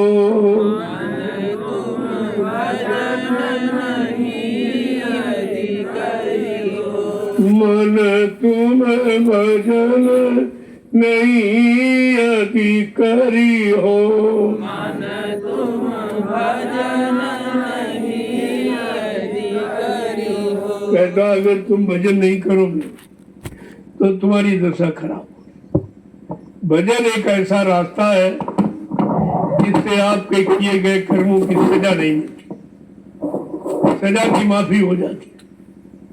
इसीलिए तुम यहाँ पर आपको सिखाया जाता सुबह शाम दोनों वक्त। अरे कम से कम हाजिरी तो दो। बनने बनाने की बात तो तुमसे नहीं कही गई कि नहीं बने तो बंद कर देना, क्योंकि तुम्हें मालूम है कि नहीं बनेगा, लेकिन बन भी जाएगा तो तुम क्या कर लोगे। वो यहाँ का कोई काम उससे नहीं होगा, वो तो उधर जाने का रास्ता इधर का नहीं।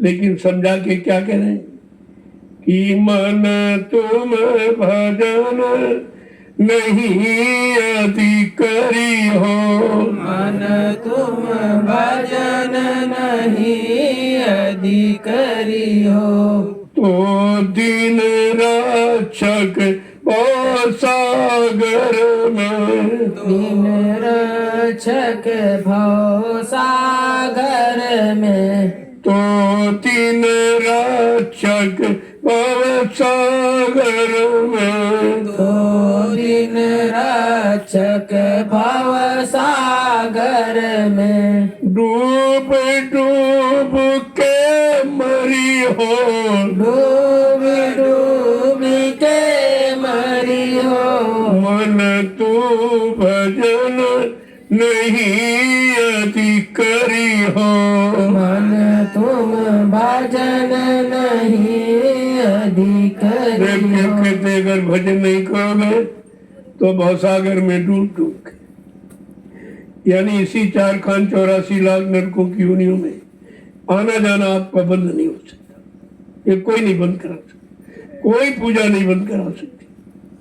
भजन के सिवा दूसरा कोई रास्ता नहीं है। आगे क्या कहने कि बहु दुख भोगी मनुष्य तन पायो, बहु दुख भोगी मनुष्य तन पायो, बहु दुख भोगी मनुष्य तन पायो, बहु दुख भोगी मनुष्य तन पायो, फिर 84 फिरियो, फिर 84 फिरियो, मन तुम भजन नहीं यदि करी हो, मन तुम भजन नहीं यदि करी हो। 83,99,999 योनि ये भोग करके दुख उठा करके परेशान होकर अब की बार ये मानो तन आपको मिला है, ये निकलने का है। यहाँ ये बॉर्डर की योनि है, अगर चूक है तो 84 में चले जाओगे, अगर चेत गए तो निकल जाओगे।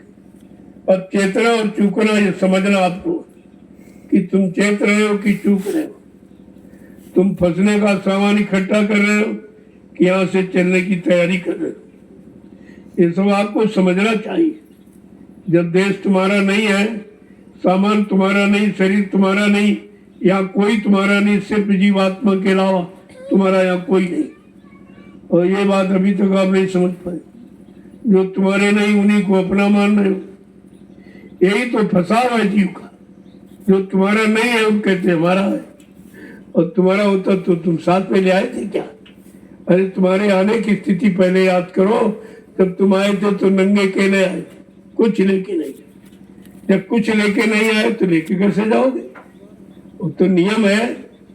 जब आप कुछ लेके नहीं आए हो तो आप यहाँ से कुछ लेके जाइए, और जबरदस्ती छीन लेगा। रख यहाँ से, नंगा आया था, चल नंगा यहाँ से, तेरा सामान नहीं है, तू यहाँ रहने के लिए आया तो तुझे प्रयोग के लिए दिया गया था, ले जाने के लिए नहीं है, क्योंकि दूसरे पीछे से आएंगे तो उनको दे दूंगा। ऐसे उसी सामान से सबका भुगतान, यानी फंसाओ करता रहता, फंसाता रहता, अपना राज चलाता रहता। लेकिन महापुरुष क्या कह रहे हैं? क्या कह रहे कहते कुछ बच गया पाप यदि तन से, कुछ बन गया पाप यदि तन से, कुछ बन गया पाप यदि तन से, कुछ बन गया पाप यदि तन से, नरक कुंड में फिरियो, नरक कुंड में फिरियो, मन तुम भजन नहीं यदि करी हो, मन तुम भजन नहीं यदि करियो। आज जिन योनियों में गए, अगर कोई पाप कर्म बन गया तो फिर ये 84 जो नरकों के कुंडे हैं, इनसे छुटकारा नहीं मिलेगा। ये बार बार इसी में डूबते मरते रहोगे। इसलिए मानव तन पाया है तो कुछ न करो, तो बुरे काम से न करो। बुरे खान पान से, बुरी संग सोबत, बुरे कर्मों से बचा लो, यही बहुत है। तो कम से कम दोबारा मानव तन तो आपको मिल जाएगी। फिर नए सिरे से सत्संगी परिवार में जन्म हो जाएगा, और बस यानी जन्म से ही तुम्हें नाम मिल जाएगा गर्भ में, क्योंकि सब परिवार लेके जाते, नाम दान देते, गर्भ से नाम मिल जाएगा। फिर वो जीव यहाँ पर काम करेंगे, अगर एक बार नहीं दूसरे बार। तो इसलिए वो समय निर्धारित है 1000 वर्ष का। कहा जिनको नाम दान दिया है, चलो अब की बार नहीं, दूसरी बार, तीसरी, अगर भग गए, चले गए, इधर भटक गए, तो कब तक भटकोगे? उन्होंने 1000 वर्ष का समय निश्चित कर दिया।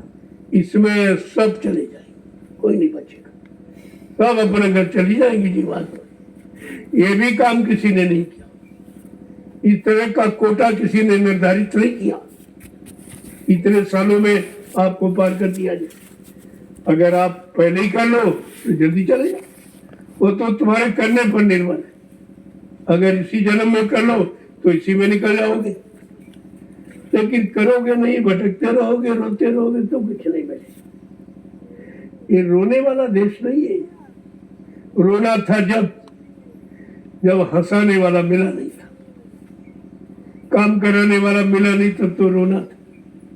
तब मीरा भी रोई, सहजोबाई भी रोई, कबीर भी रोए, लेकिन जब मिल गए तो बहुत हंसे।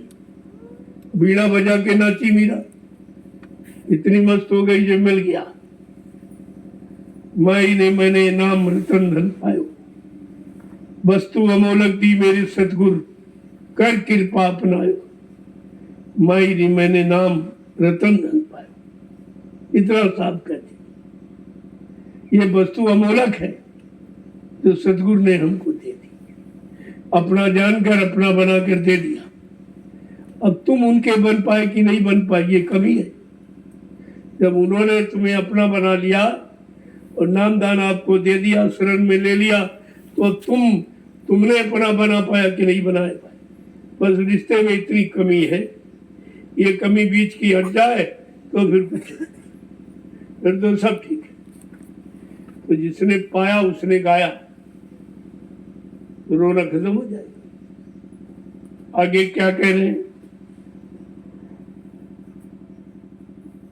कि हम के यहाँ दुख पैयो, यम के यहाँ दुख बहु पैयो, यम के यहाँ दुख पैयो, यम के यहाँ दुख बहु पैयो, बरबस जरी हो मरियो, बरबस जरी हो मरियो, मन तुम भजन नहीं अधिकारी हो, मन तुम भजन नहीं अधिकारी देखो जो हो। भजन नहीं करेंगे ये स्थितियां हैं, ऐसे ऐसे नरकों में जाना पड़ेगा। और आज का तो भजन सरल है, अरे कहा कुछ नहीं तुझे गुरुदेव नाम तो नहीं सकते, कितना सरल कर दिया कितना आपके। 5 नाम तो सभी संतों ने दिए जो भी आए, क्योंकि वो तो आधार है, वो तो सीढ़ी है चढ़ने की। लेकिन कहा कि मंत्र मूलम गुरु वाक्यम और मोक्ष मूलम गुरु कृपा, वो तो कृपा पर मोक्ष निर्भर है। तुम्हारे यहाँ कान बंद करने माला घुमाने में नहीं, उनकी कृपा में मोक्ष निर्भर। सब लिख के आपको स्पष्ट कर दिया ताकि कोई शंका न हो। कहते कि वो तो कृपा जब हो जाएगी क्या बोल, अब वो कृपा करने वाला को ऐसे ही कर दे तो तुम थोड़ी एक ही मिनट में निकल जाओ। उनके यहाँ कोई इस तरह की बात बंधन नहीं है। अगर करने वाला जब चाहे तब चला जाए, जब चाहे तब आ जाए, अपना आवागमन बना ले, सीख ले। यही आवागमन सच्चा। गए आए देखा और सब समझा फिर बता दिया कि भाई ऐसे ऐसे ऐसे ऐसे चलो और ऐसा ऐसा रास्ता है, ये मंडल और ये सब मिलेंगे और चलो पूरे घर चलो। कितना सरल। जब अभ्यास हो जाएगा, रोज आना फिर इतना सरल हो जाएगा कि तुम मिनटों में आओगे जाओगे।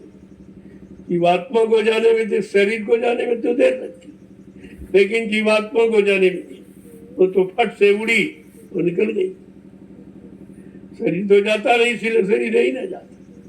और तुम रात दिन इस शरीर के पीछे पड़े, खिलाना पिलाना सजाना, और नहीं पूरा इनका ले लिया उनका ले लिया उनका छीन लिया, ये और लाद रहे हो कर्म कर जाओ। इसका खाना कभी बंद होगा नहीं। उसने ऐसा सिस्टम बना दिया, सुबह खाओ दोपहर में खत्म, दोपहर में खाओ शाम में खत्म, शाम खाओ सुबह खत्म। ये कभी पूरा नहीं होगा। इतना झंझट उसने लगा दिया है कि तुम इसी को भरने में समझदार है। और देखो जितने पशु पक्षी वो 24 घंटे खाते ही रहते, कीड़े खाने वाले कीड़े खा रहे हैं, और जैसे जैसे कर्म है और कर्मानुसार उनको भोजन मिल रहा है। इतना शुद्ध अशुद्ध की बात नहीं है।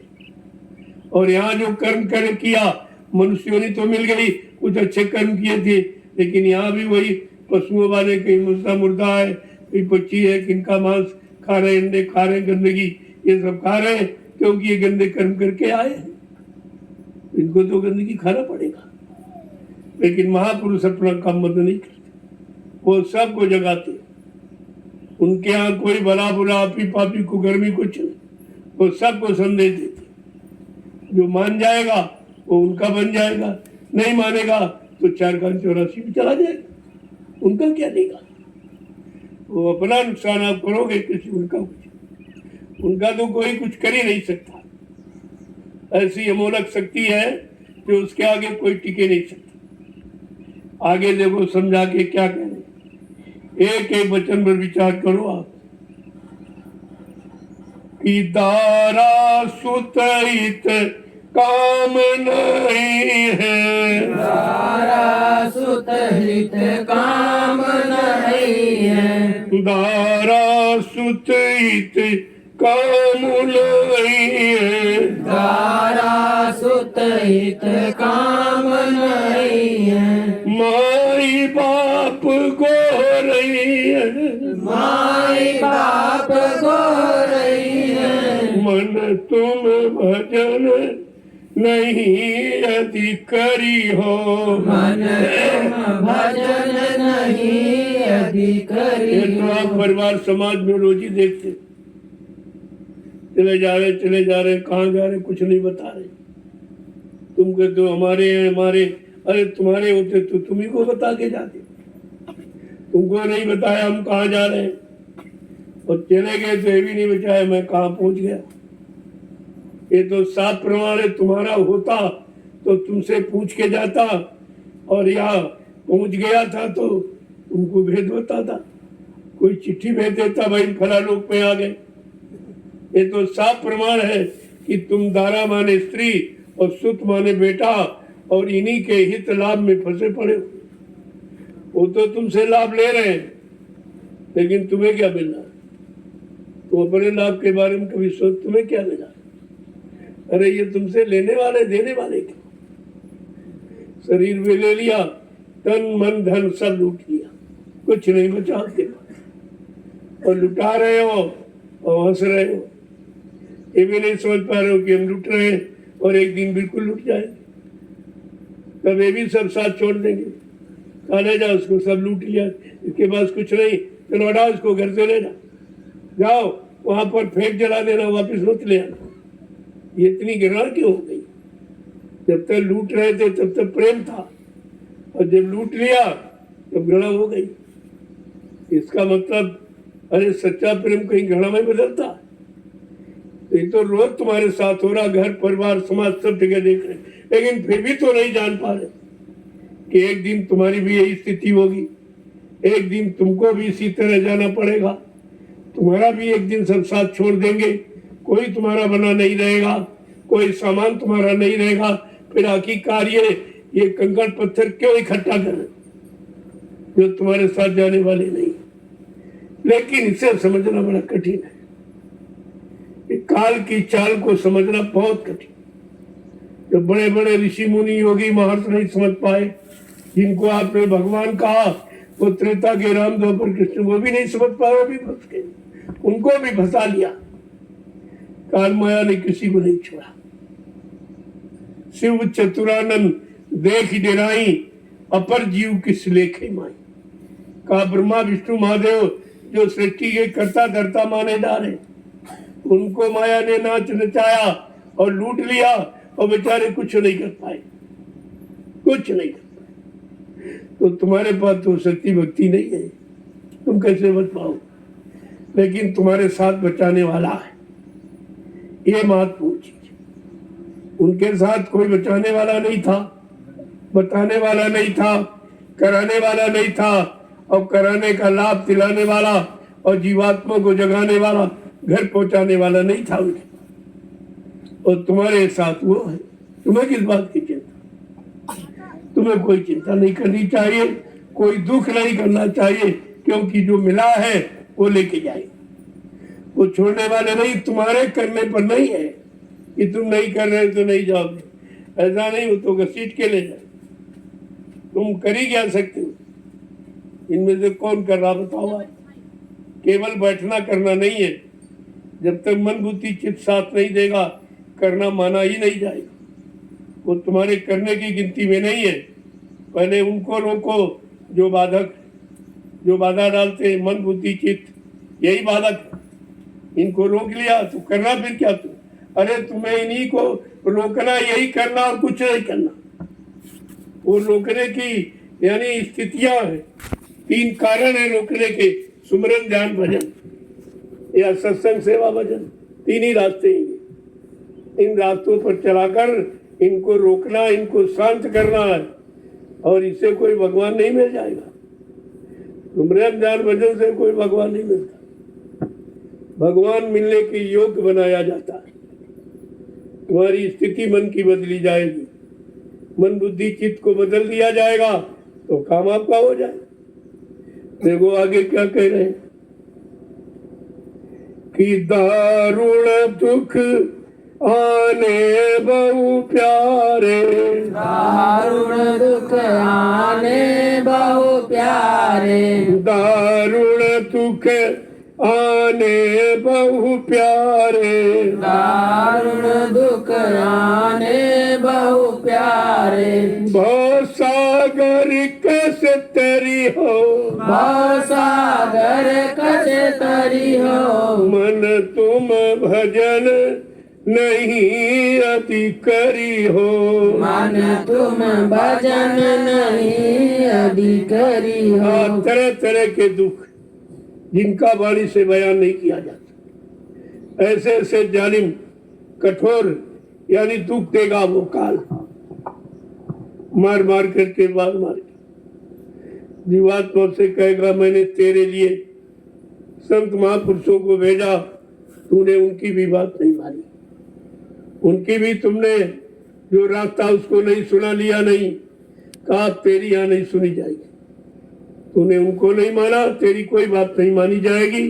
और फिर वो जमदूतों को आदेश देते ले जाओ उसको इस नरक में इतने साल इसको सड़ाओ गलाओ जलाओ मारो पीटो, इसने बहुत अनैतिक कार्य किए और संत महापुरुषों की बात को नहीं माना तो ये सजा कठिन हो जाती है।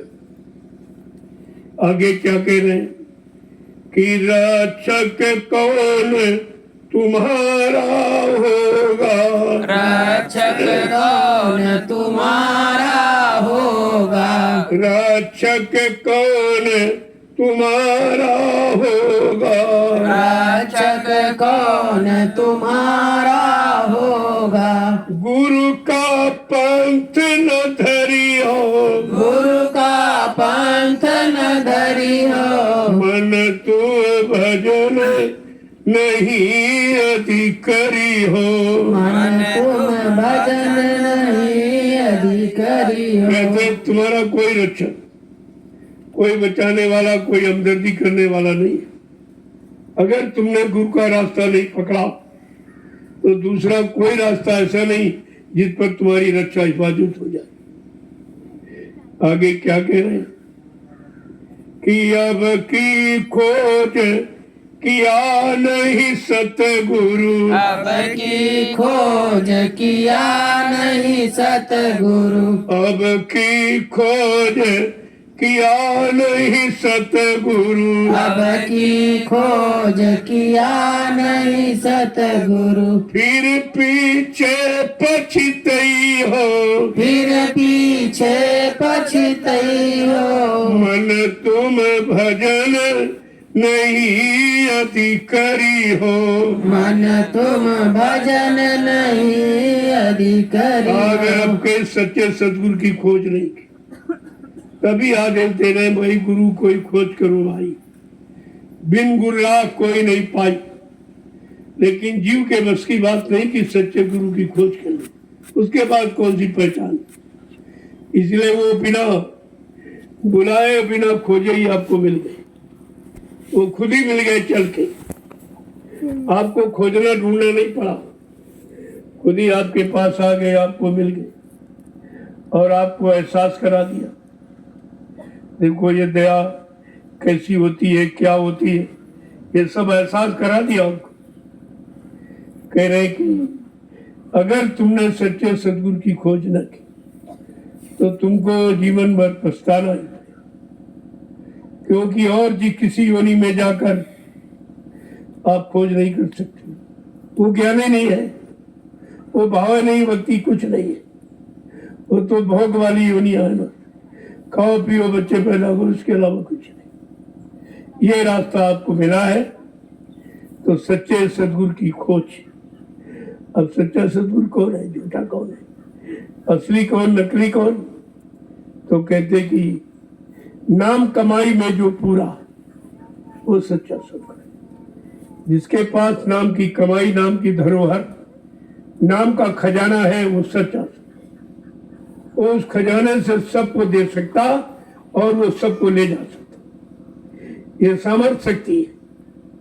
तभी तो इस समय कलयुग के जीवों को कुछ नहीं करना, केवल अपनी जगह बने रहो। ये भी नहीं कि सब भटक गए, सब जगह से भाग गए। पहले ही बताया मेरे भाई कुछ नहीं कर सकते तो पड़े रहो दरबार में, इसमें तुम्हें क्या करना। दरबार में पड़े रहो, खाना तो मिलेगा, कपड़े मिल जाएंगे, और आपको चाहिए क्या? ये तो पड़े रहने में भी धीरे धीरे कानों में तुम्हारे आवाज भी जाएगी जो पड़े रहोगे। एक न एक दिन वो आवाज तुम्हें जगाएगी, तुम्हें खड़ा कर देगी। लेकिन यहाँ कोई पड़ा भी नहीं रहा, सब भाग खड़े हुए, सब दरबार छोड़ के भाग गए। अब इन विचारों को क्या मिलेगा? अफसोस इस बात का, इनका क्या होगा? चलो जो नहीं गए, नहीं जाने, नहीं गुरु किया, तो चलो उनको तो माफी हो जाए, लेकिन इनको माफी नहीं मिलेगी। इनको एहसास कराया गया, इनको दिखाया गया, जो किसी ने नहीं किया वो करके दिखाया। ऐसे साकेत महायज्ञ जो 3 वो किसी ने नहीं की, किसी युग में कोई नहीं कर पाया। और कहा भी चौथा यज्ञ मेरा बाकी है, वो सतयुग आगमन का होगा। जब ये सब बात बता दी गई तो चौथा युग कौन कराएगा? ये सब झूठा प्रचार करते चले गए, सब झूठा, इन्हें कुछ नहीं मालूम। और चौथा यज्ञ की जानकारी का, उसका प्रचार मैं 6 महीने पहले करवाऊंगा, ताकि कोई ये न कहे मैं जानकारी नहीं थी। वो चौथे यज्ञ और वो 3 यज्ञ की तरह नहीं होगा। वो किसी धार्मिक बड़ी नगरी में नहीं, धार्मिक बड़ी नदी किनारे नहीं, कोई बड़े शहर कस्बों में नहीं होगा। एक बियाबान जंगल में एक छोटी सी नदी, उस मैदान में 10 करोड़ प्रेमी इकट्ठा हो, और वहीं मैं सतयुग आने की तारीख की घोषणा करूंगा। ये सब पहले से आपको बता दिया गया, लेकिन अब ये सब भूल गए आप बच्चों को। जब बच्चों को भूल गए तो शंका से बच नहीं पाए, सब शंका में चले गए बेचारे। ये सब बात सोचनी समझनी चाहिए।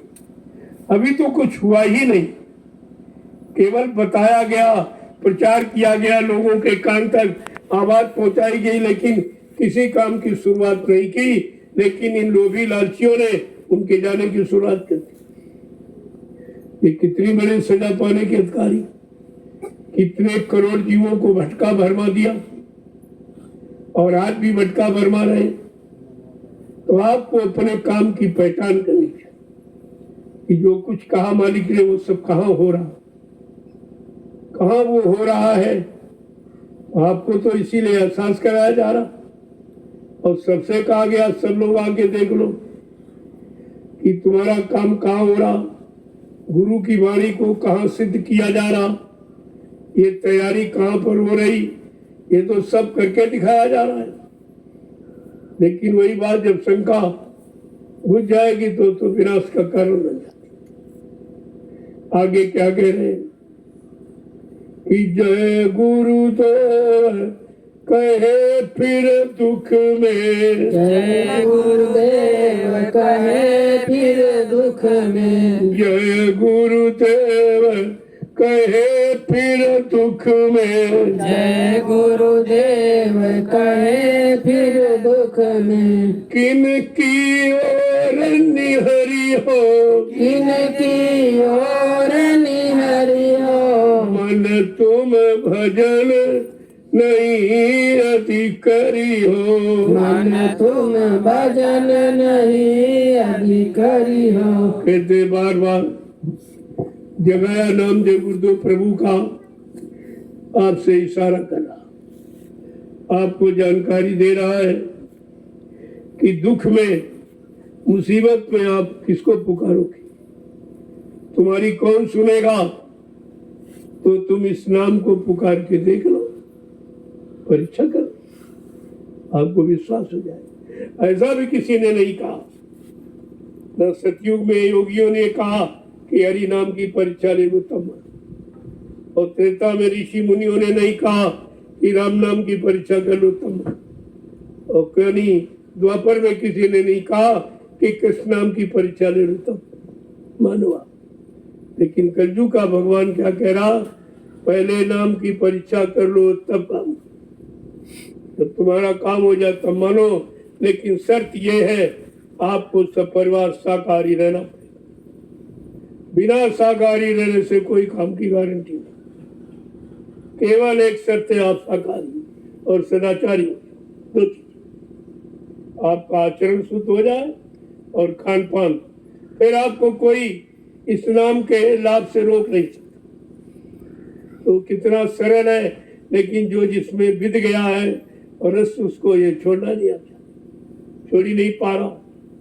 अरे छोड़ना तो तुमको शरीर भी पड़ेगा, तुम कर ही क्या सकते हो। अगर शरीर के रहते ये दुर्गुण सब व्यसन छोड़ दो तो कुछ बन जाए, कुछ बन जाए, बन सकता है, क्योंकि बनाने वाला कितना प्रसन्न है।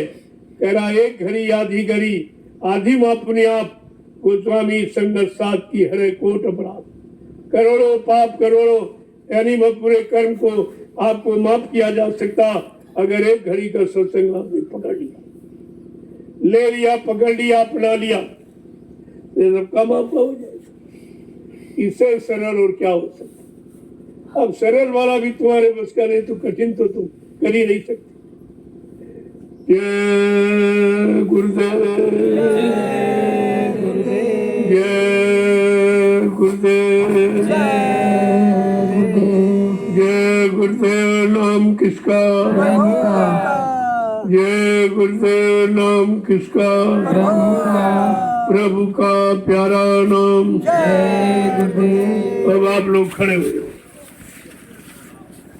लोगों खड़े होने का इशारा समझ दो, रोज रोज कहा जाता। अब भी आप बुरी संगत से हटो, बुरे कर्मों से, बुरे गंदे खान पान से हटो। आप खड़े हो जाओ अच्छे सच्चे ईमानदार चरित्रवान बनने के लिए, क्योंकि देश को अच्छे समाज की आवश्यकता है।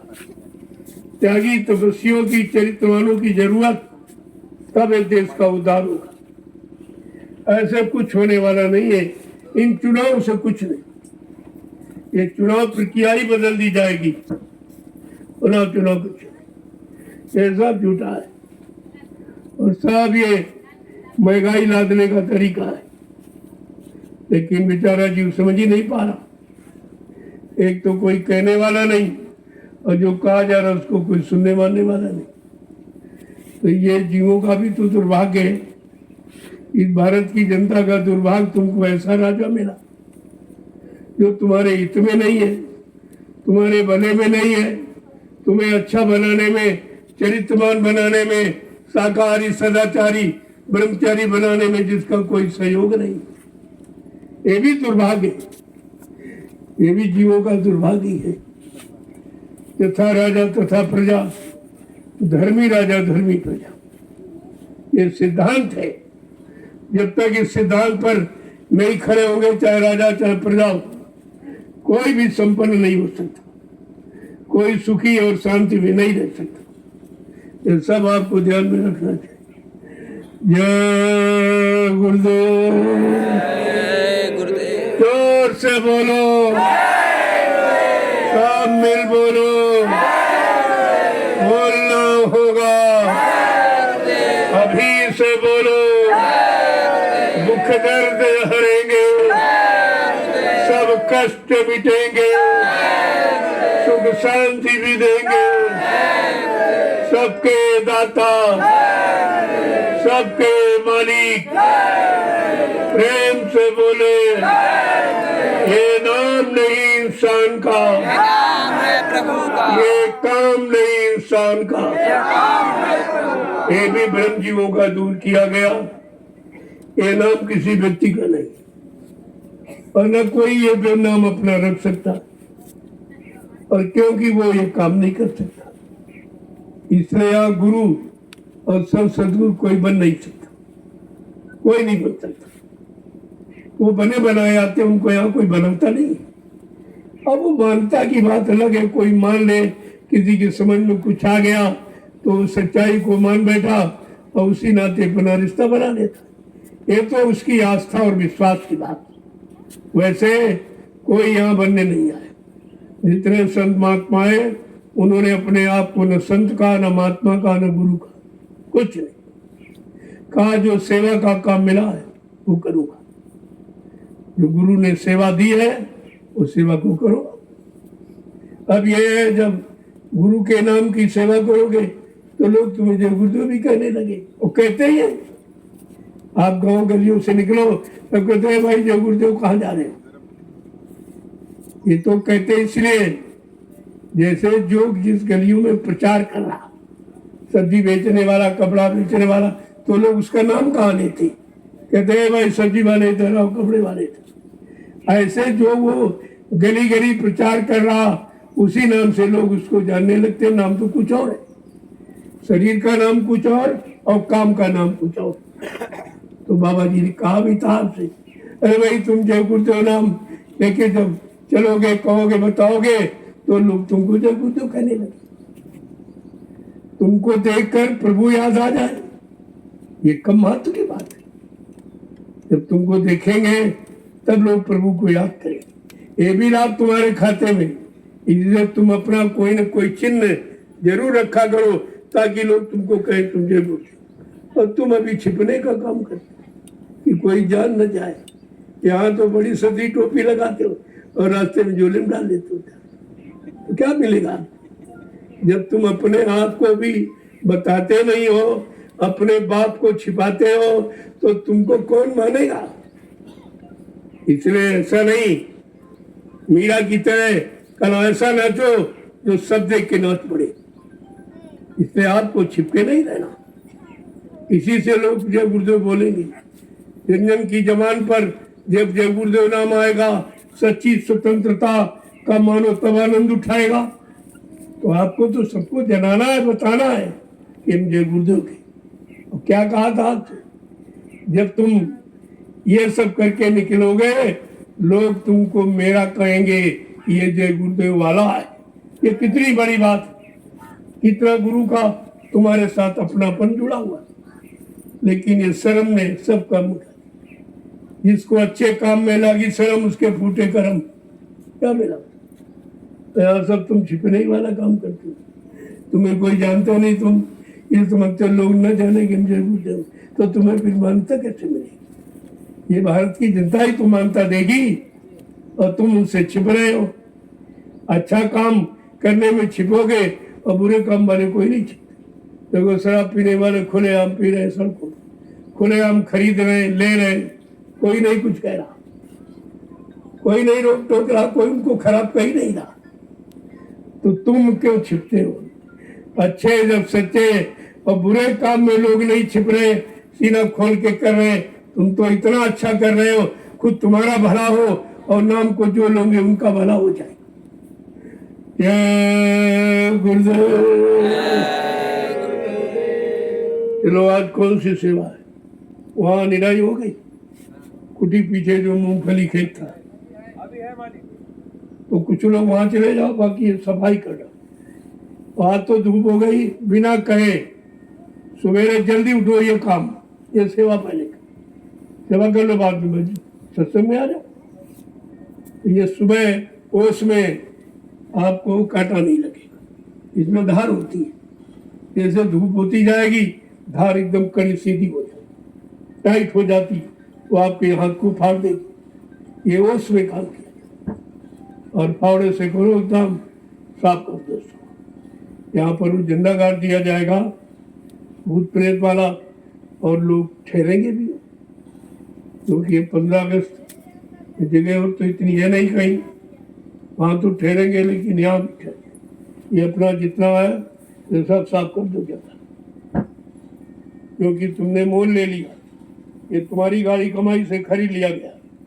अब इसको साफ कर लो, अपने बैठने रहने के लिए बढ़िया जगह तैयार हो जाएगी, अच्छा रहेगा। इतनी और आगे जहाँ से तुम दयाल बाग के लिए नीचे उतरते हो, खरंजा से, वो भी जगह तुम्हारी, उसको भी साफ करना, बनाना। उसको पूरे को नाप लो और आधी पनी ले लो, वो 2 लोगों की। फिर कोई और हिस्सेदार, उससे में क्या मतलब, उसको पूरा नाप लो डोरी से और आधे पर निशान लगा लो, बस वहीं से अपना मेल डाल दो। आप आने जाने का रास्ता अपने में होगा, कोई रोक लो नहीं सकता। हमने सारे रास्ते खरीद ली, तुम्हें कोई नहीं। ये भी रास्ता था दयाल बाग के लिए, नहीं, ये भी आपका हो, और वो भी देखो रास्ता निकलते थे तो वो भी आपका हो गया। धीरे धीरे मालिक की दया हो जाएगी, लोग खुद ही समझेंगे कि एक अच्छे काम में सहयोग करना चाहिए। हम तो कहते हैं हमसे पैसे भी ले लो और मैं दान भी तुम्हारा मान लूंगा कि तुमने आश्रम को दान दिया, जमीन पैसे भी ले लो, ऐसा कोई नहीं कहेगा। दान देने वाला तो कुछ लेता थोड़ी, लेकिन मैं दान भी दो और मतलब पैसे भी दो, दोनों काम तुम्हारे हो जाए और जमीन आपकी अच्छी जगह लग जाए तो पड़ी है बेकार। ये सब अच्छी जगह लग जाएगी, काम हो जाएगी। धीरे धीरे अब आप देखते जाइए, व्यवस्था बन जाएगी सब। तो जब कोई बड़ा कार्यक्रम होता है तो सरकार भी जगह को इलाज करती है, उसके द्वारा आपको मिल जाएगी, ऐसा कुछ नहीं है। लेकिन पहले जहां तक हो सके प्रेमियों का धन लग जाए तो उनको लाभ मिल जाए, नहीं तो सरकार के खाते में चला जाए। मैं ऐसा नहीं सोच रहा हूँ किसी का ऐसे ले पैसे लेकर, ताकि उसका भाव न बिगड़े और आपका परमार्थ न बिगड़े। ये दोनों बातों को ध्यान में रखा जाता है। ये धीरे धीरे मालिक की दया हो रही है, ये सब अच्छे काम में लग जाएगी। जमीन तो यही पड़ी रहेगी, कौन ले जाएगा, लेकिन अच्छे काम में लगाने वाला कोई नहीं लगा सकता। ये काम किसी के बस का नहीं। सबके अंदर स्वार्थ जा गया, जमीन मिल जाए, मकान बना ले, दुकान बना ले, खेती करेंगे, लेकिन ये आश्रम बना दिए, कोई नहीं करेगा। ये काम सृष्टि में कोई नहीं करता।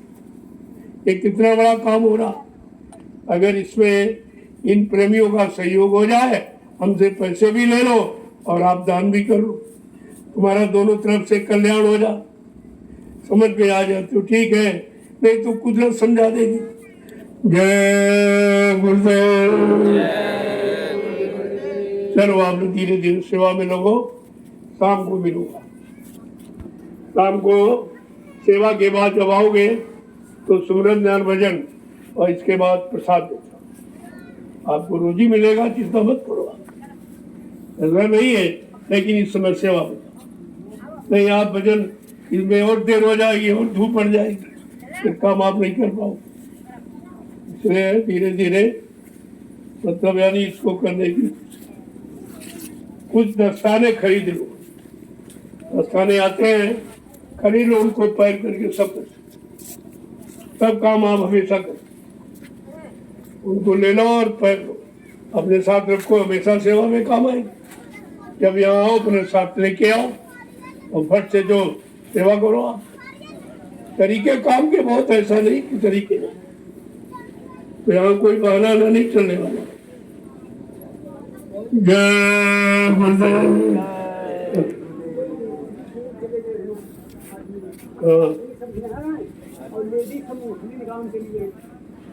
तो ऐसा करो भाई, वहाँ काम हो रहा, कुछ मिस्त्रियों की जरूरत है, वहाँ चले जाओ तो कुछ लोग अपना खोद रहे काम। वो रेडी जाएगी, रेडी थोड़ी खोदी। जितनी महिलाएं वो निराई का काम, जब खुदाई आपसे नहीं हो पाएगी, बहुत बड़े बड़े मतलब उसके खोदना कठिन है। वो खोदते जाएंगे और जो लोग वैसे कमजोर उनको ये उठाते जाएंगे, उठा करके हिला के मिट्टी निकाल के एक जगह जमा कर। सब लोग अपने अनुसार यानी सेवा चुन लो, तो जिस लायक है कर सकता आप करिए, तो बना नहीं आप।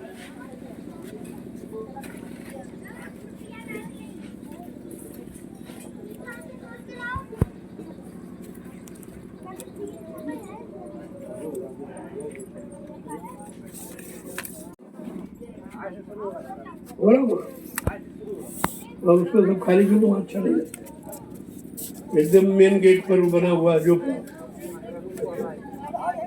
उसको पीछे कहीं रखवा दो।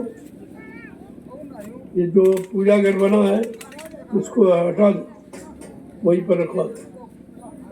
वो किसी प्रयोग का है नहीं, जब कभी वो देखा जाएगा। सामान को सुरक्षित रख लो और वहीं पर ये लगा दो उसको, तो जगह बहुत बड़ी हो।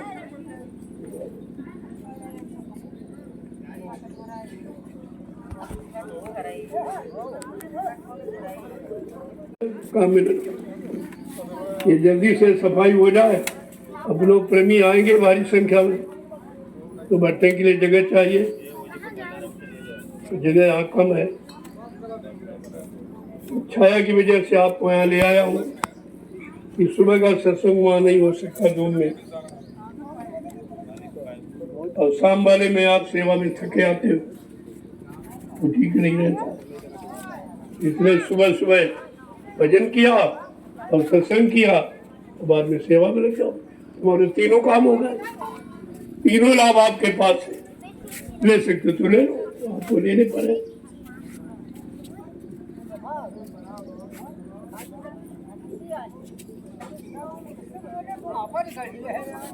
इनको बांस फूस बदली दो, जहाँ लगवाना वहाँ लगवाइए। आप सारे समय लेके आए हुए हैं।